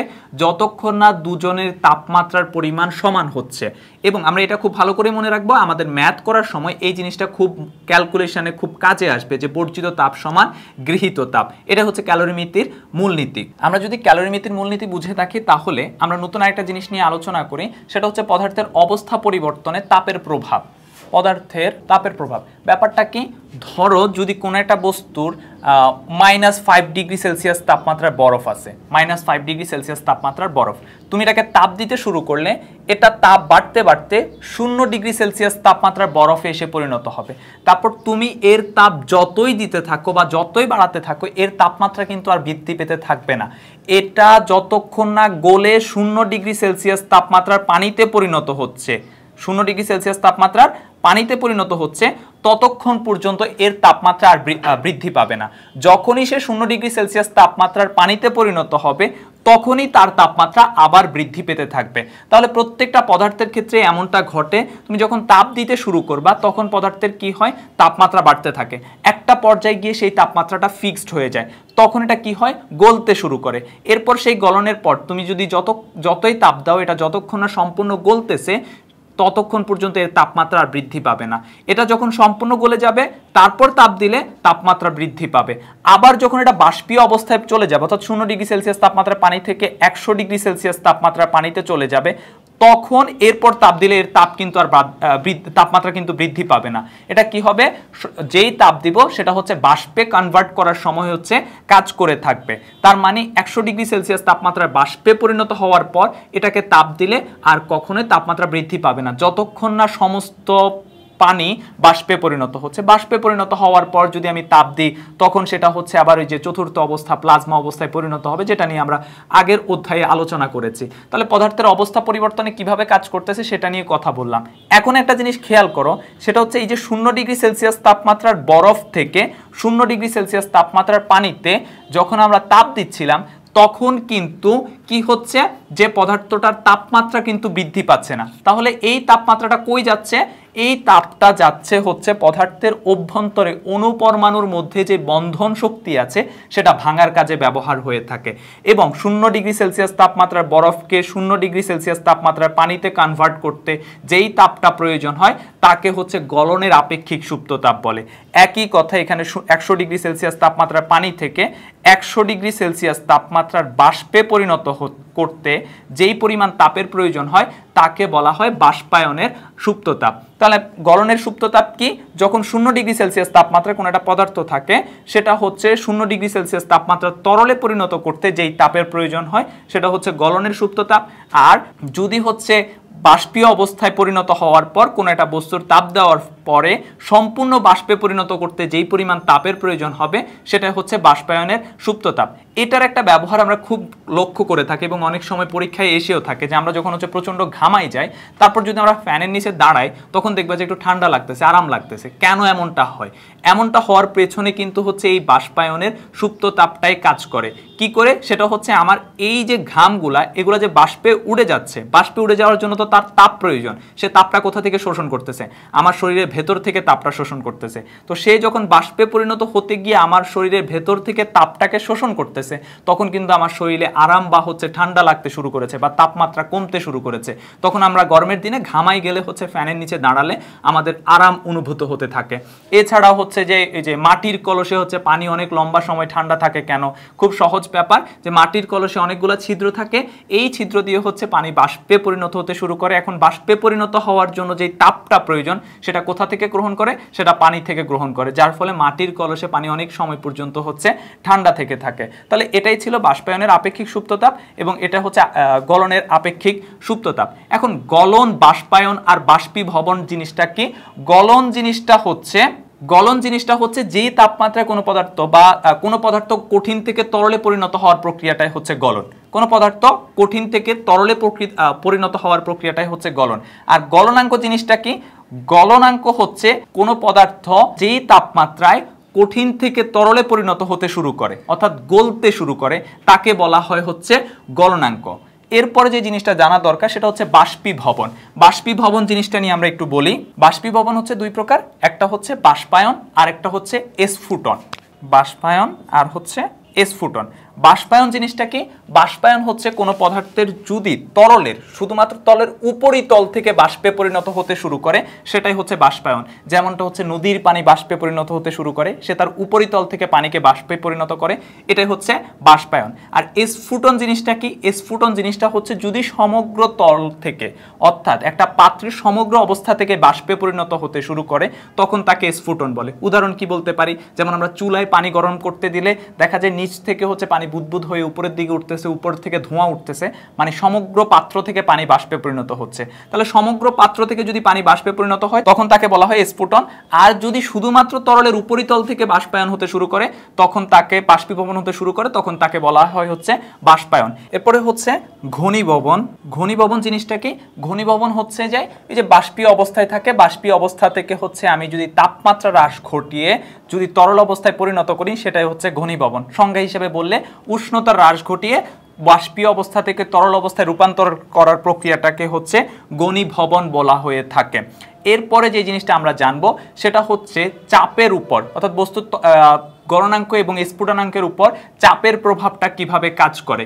এটার জন্য আমরা একটা উদাহরণ হিসেবে কল্পনা করতে পারি, দু টুকরো বরফ নিয়ে আমরা যদি এরকম চাপ দিই, ম্যাজিকের মতো কাজ করে। এরকম যদি আমি দু টুকরো বরফ নিয়ে জোরে চাপ দিই, এরপর যদি ছেড়ে দিই, দেখবা যে বরফ দুটো এক টুকরো হয়ে গেছে, জাদুর মতো কাজ করতেছে। আমরা জানবো এটার পেছনের ফিজিক্সটা কি। যখন আমি দু টুকরো বরফকে এরকম পাশাপাশি নিয়ে চাপ দিতে শুরু করে তখন তাদের যে স্পর্শতল, এই স্পর্শতলে হচ্ছে চাপ বেড়ে যায়। চাপ বেড়ে যাওয়ার ফলে তার গলনাঙ্ক কমতে শুরু করে। অর্থাৎ ধরো এই বরফটা ছিল 0 ডিগ্রি সেলসিয়াস, এখন আমি যখন এখানে চাপ বাড়িয়েছিলাম তখন এর গলনাঙ্ক হয়ে গেল -1 ডিগ্রি সেলসিয়াস। অর্থাৎ 0 ডিগ্রি সেলসিয়াসে আসে আর তার গলনাঙ্ক হয়ে গেছে -1 ডিগ্রি সেলসিয়াস, যার ফলে এই বরফটার স্পর্শতলের পানিগুলা অর্থাৎ বরফগুলা গলে পানিতে পরিণত হতে শুরু করবে। এবার আমি যখন ছেড়ে দিচ্ছি অর্থাৎ চাপ অপসারণ করতেছি, তখন কি হচ্ছে, এর গলনাঙ্ক আবার 0 ডিগ্রিতে ফিরে আসতেছে, যার ফলে এখানে যে পানিগুলা গলে গেছিল সেই পানিগুলা কিন্তু আবার জমতে শুরু করবে। তখন ওই পানিগুলা জমে এই দুটুকরো বরফকে একসাথ করে দিবে। আর এই যে প্রক্রিয়া, এটা হচ্ছে পুনঃশীলী ভবন বলে থাকে। তাহলে পুনঃশীলী ভবন জিনিসটা কি? পুনঃশীলী ভবন হচ্ছে চাপ বাড়িয়ে কোনো পদার্থকে তরলে পরিণত করা অথবা তরল থেকে কঠিনে পরিণত করার যে প্রক্রিয়া, এটাই হচ্ছে পুনঃশীলী ভবন। এখন এই পুনঃশীলী ভবন বা এই যে আচরণ, কোন পদার্থের ক্ষেত্রে চাপ বাড়ালে হচ্ছে গলনাঙ্ক কমে যাবে বা কোন পদার্থের ক্ষেত্রে চাপ বাড়ালে গলনাঙ্ক বেড়ে যাবে, এটা কিন্তু হচ্ছে দুই ধরনের পদার্থের ক্ষেত্রে দুই রকম আচরণ হয়ে থাকে। একটা অবস্থা হচ্ছে যে সকল পদার্থ কঠিন থেকে তরলে রূপান্তরের সময় আয়তন হ্রাস পায়। কঠিন থেকে যখন তরলে রূপান্তরিত হয় তখন কি হয়? আয়তন হ্রাস পায়। এদের ক্ষেত্রে যদি আমরা চাপ বাড়াতে থাকি তাহলে কিন্তু এদের গলনাঙ্ক কমে যায়। উদাহরণ কি? উদাহরণ হচ্ছে বরফ বা পানির ক্ষেত্রে বলতে পারি, বা পানি। এইসব ক্ষেত্রে দেখবা বরফ যতটুকু উচ্চতায় থাকে এটাকে যদি আমি পানিতে পরিণত করে দেখবা এর আয়তন হ্রাস পেয়ে যাচ্ছে। অর্থাৎ কঠিন থেকে তরলে রূপান্তর করলে এর আয়তন হ্রাস পেয়ে থাকে। তাহলে যেই সকল পদার্থ কঠিন থেকে তরলে রূপান্তরিত হলে আয়তন হ্রাস পায় তাদের ক্ষেত্রে কি ঘটে? তাদের ক্ষেত্রে আমি যদি চাপ বাড়াতে থাকি তাহলে গলনাঙ্ক কমে যেতে শুরু করে। বিপরীত আচরণ করে কে? কঠিন থেকে তরলে রূপান্তরিত হলে আয়তন যদি বৃদ্ধি পায়, এদের ক্ষেত্রে হচ্ছে আমি যদি চাপ বাড়াতে থাকি তাহলে এদের গলনাঙ্ক বৃদ্ধি পেতে থাকে। এর উদাহরণ হিসাবে আমরা ব্যবহার করতে পারি মোম। অর্থাৎ মোম যদি কঠিন অবস্থা থেকে তরল অবস্থায়, আবার জ্বালাই দিলে হচ্ছে বলো না যে হচ্ছে জ্বালানোর পর হচ্ছে তার তরলে পরিণত হলে কমে যাচ্ছে, আসলে তখন কিছু জিনিস বাষ্পে পরিণত হচ্ছে। আমি যদি আবদ্ধ স্থানে তাকে যদি গলিয়ে ফেলতে পারি তখন দেখবা কঠিন থেকে তরলে পরিণত হলে এর আয়তন বৃদ্ধি পেয়ে থাকে। আর এই সকল পদার্থের ক্ষেত্রে যদি চাপ বাড়ানো হয়ে থাকে তাহলে এদের গলনাঙ্ক বৃদ্ধি পেয়ে থাকে। এখন একটা জিনিস খেয়াল করো, যখন কঠিন থেকে তরলে পরিণত হলে আয়তন হ্রাস পাচ্ছে তখন চাপ বাড়ালে গলনাঙ্ক কমে যাচ্ছে। আয়তন হ্রাসের সাথে সাথে গলনাঙ্ক কমে যাচ্ছে, মনে রাখার জন্য। এরপর কঠিন থেকে তরলে রূপান্তরিত হলে যদি আয়তন বৃদ্ধি পায় তাহলে চাপ বাড়ানোর সাথে সাথে কি হচ্ছে? গলনাঙ্ক বৃদ্ধি পাচ্ছে। তার মানে চাপ আমি বাড়াবো, দুটো ক্ষেত্রেই চাপ কি করব? দুটো ক্ষেত্রেই কিন্তু আমি চাপ বাড়াবো। তবে যদি কঠিন থেকে তরলে পরিণত হলে আয়তন হ্রাস পায় তাহলে গলনাঙ্ক কমে যাবে। যদি কঠিন থেকে তরলে রূপান্তরিত হলে আয়তন বৃদ্ধি পায় তাহলে গলনাঙ্ক বৃদ্ধি পাবে। আর কঠিন থেকে তরলে রূপান্তর বা তরল থেকে কঠিনে রূপান্তরের ক্ষেত্রে যদি আমরা যে চাপের পরিবর্তন করে থাকি, এই চাপের পরিবর্তন করে কঠিন থেকে তরলে রূপান্তর করা অথবা তরল থেকে কঠিনে রূপান্তর করার প্রক্রিয়াটাকে বলা হয়ে থাকে পুনঃশীলী ভবন। আমরা হচ্ছে একদম শেষ টপিকসে এসে আলোচনা শেষ করে দিচ্ছি। এই টপিকসটা হচ্ছে থিওরিটিক্যাল কথাবার্তা, এটা একটু আগে আলোচনা করা উচিত ছিল যখন আমরা বাষ্পায়ন পড়েছিলাম তখন, তবে আমি একটু শেষের দিকে এসে আলোচনা করতেছি। এখানে কিছু পয়েন্ট দেখব যে তরল যে বাষ্পায়ন হয় বা বাষ্পীভূত হয় সে বেশ কিছু বিষয়ের উপর নির্ভর করে। তার মধ্যে 1 নাম্বার যদি আমরা বলি সেটা হচ্ছে বায়ু প্রবাহ। এগুলো হচ্ছে তরল বাষ্পায়নের জন্য কি কি বিষয়ের উপর নির্ভর করে সেই সব বিষয়গুলা। বায়ুর প্রবাহ অর্থাৎ কোন তরলের উপর বায়ুর প্রবাহ, অর্থাৎ আমরা যেটাকে বলি বাতাস, হ্যাঁ, যত বেশি বাতাস থাকবে বাষ্পায়নের পরিমাণ তত বেশি হয়ে থাকবে। তাহলে বাষ্পায়ন বায়ুর প্রবাহের উপর নির্ভর করতেছে। তারপরে নির্ভর করে তরলের উপরিতলের ক্ষেত্রফলের উপর, অর্থাৎ তরলের উপরিতলের ক্ষেত্রফল যত বড় হবে সেই বাষ্পায়ন বা সেই তরলের বাষ্পায়ন তত বেশি হবে। অর্থাৎ সমুদ্রের পানির বাষ্পায়ন যত দ্রুত হতে পারবে, আমি যদি একটা পাত্রে রাখি তরলকে, সেই পাত্রে কিন্তু বাষ্পায়ন তত দ্রুত হতে পারবে না, কারণ তরলের উপরিতলের ক্ষেত্রফল এখানে নির্ভর করে বাষ্পায়নের ক্ষেত্রে। তারপরে হচ্ছে তরলের প্রকৃতি। তরলের প্রকৃতি অর্থাৎ তরলটা কি উদ্বায়ী পদার্থ নাকি অনুদ্বায়ী পদার্থ। উদ্বায়ী পদার্থের ক্ষেত্রে হচ্ছে তরল খুব দ্রুত বাষ্পে রূপান্তরিত হয়ে থাকে, যেমনটা আমরা এই করোনা কালে হচ্ছে হাতে স্যানিটাইজার ব্যবহার করি, স্যানিটাইজারের কি থাকে, বিশেষ করে অ্যালকোহল থাকে। অ্যালকোহল কিন্তু একটা উদ্বায়ী পদার্থ, খুব দ্রুতই বাষ্পে রূপান্তরিত হয়ে যায়। এই জন্য আমি হাতে মাখার একটু পরে দেখবা যেটা বাষ্পে রূপান্তরিত হয়ে যাচ্ছে। তাহলে তরলের প্রকৃতির উপর নির্ভর করতেছে বাষ্পায়ন কেমন হবে। তারপর বায়ুর চাপের উপর নির্ভর করে, বায়ুর চাপের উপর নির্ভর করে কেমন বাষ্পায়ন হবে। অর্থাৎ বায়ুর চাপ যদি কম হয়ে থাকে তখন বাষ্পায়নের পরিমাণ বেশি হয়ে থাকে, আর বায়ুর চাপ যদি বেশি হয়ে থাকে তখন বাষ্পায়নের পরিমাণ কম হয়ে থাকে। তারপরে যে জিনিসটা নিয়ে তারপর যে বিষয়ের উপর নির্ভর করে সেটা হচ্ছে বায়ুর শুষ্কতা। বায়ুর শুষ্কতার উপর বাষ্পায়ন নির্ভর করে থাকে, অর্থাৎ যেই বায়ু যত বেশি শুষ্ক হবে সেই বায়ুতে বাষ্পায়নের পরিমাণ তত বেশি হবে। যেমনটা শীতকালে, শীতকালে কি হয়, বায়ুর শুষ্ক বেশি থাকে, অর্থাৎ বায়ুতে জলীয় বাষ্পের পরিমাণ কম থাকে। তাহলে জলীয় বাষ্পের পরিমাণ কম থাকা মানে বায়ু শুষ্ক, আর শুষ্ক হলে সে বেশি পরিমাণ পানি চুষে নিতে পারে, যার ফলে সমুদ্রের পানি বা হচ্ছে যে নদীর পানি কিংবা পুকুরের পানি হচ্ছে খুব দ্রুত বাষ্পে পরিণত হতে শুরু করে। এমনকি আমাদের শরীরের পানিও হচ্ছে বাষ্পে পরিণত হতে শুরু করে, যার ফলে কি আমাদের শরীর ফাটতে শুরু করে। যার জন্য আমরা এই বাষ্পায়ন দূর করার জন্য বা আমাদের শরীরের পানির পরিমাণ কমে যাওয়া, বাষ্পে যে পরিণত হচ্ছে এই জিনিসটা রোধ করার জন্য আমরা উপরে কি লিপ জেল বা হচ্ছে যে লোশন ব্যবহার করে একটা আবরণ তৈরি করি যাতে বাষ্পায়ন না ঘটে। শেষ যে বিষয়ের উপর নির্ভর করে সেটা হচ্ছে বায়ুর উষ্ণতা। অর্থাৎ বায়ু যখন উষ্ণ হয়ে থাকবে সেক্ষেত্রে বাষ্পায়ন খুব দ্রুত হয়ে থাকবে। তাহলে বাষ্পায়ন যে বিষয়ের উপর নির্ভর করে, বায়ুর প্রবাহের উপর নির্ভর করে, যেই পাত্রে রাখা হবে বা তরলের উপরিতলের ক্ষেত্রফলের উপর নির্ভর করে, তরলের প্রকৃতির উপর নির্ভর করে তরলটা কেমন, বায়ুর চাপ অর্থাৎ বায়ুর চাপ বেশি হলে বাষ্পায়ন কম হয়, বায়ুর চাপ কম হলে বাষ্পায়ন বেশি হয়। বায়ুর শুষ্কতা, শুষ্ক বায়ুতে বাষ্পায়ন বেশি হয়ে থাকে। বায়ুর উষ্ণতা, উষ্ণ বায়ুতে হচ্ছে বাষ্পায়ন বেশি হয়ে থাকে। এটাই ছিল বায়ুর বাষ্পায়নের নির্ভরশীল যে বিষয়ের উপর নির্ভর করে। আর এটাই ছিল হচ্ছে এই অধ্যায়ের সমস্ত আলোচনা। আশা করি তোমরা এখান থেকে অনেক বেশি উপকৃত হবে, এবং এই আলোচনাগুলো তোমরা যদি ভালো করে বুঝতে পারো তাহলে সৃজনশীলে ক আর খ নাম্বার উত্তর করা, একই সাথে বহু নির্বাচনী প্রশ্নের উত্তর করা অনেক সহজ হয়ে যাবে। সেই সাথে আমরা সৃজনশীলে গ ঘ আলোচনা করাটাও সুবিধাজনক হবে। আমরা যেটা তোমাদের পরবর্তী পর্বে তোমাদের জন্য আলোচনা করে দিবে, এবং আশা করি তোমরা সেই পর্বটা দেখবে এবং আমাদের সাথে থাকবে। এতক্ষণ আমাদের সাথে থাকার জন্য ধন্যবাদ।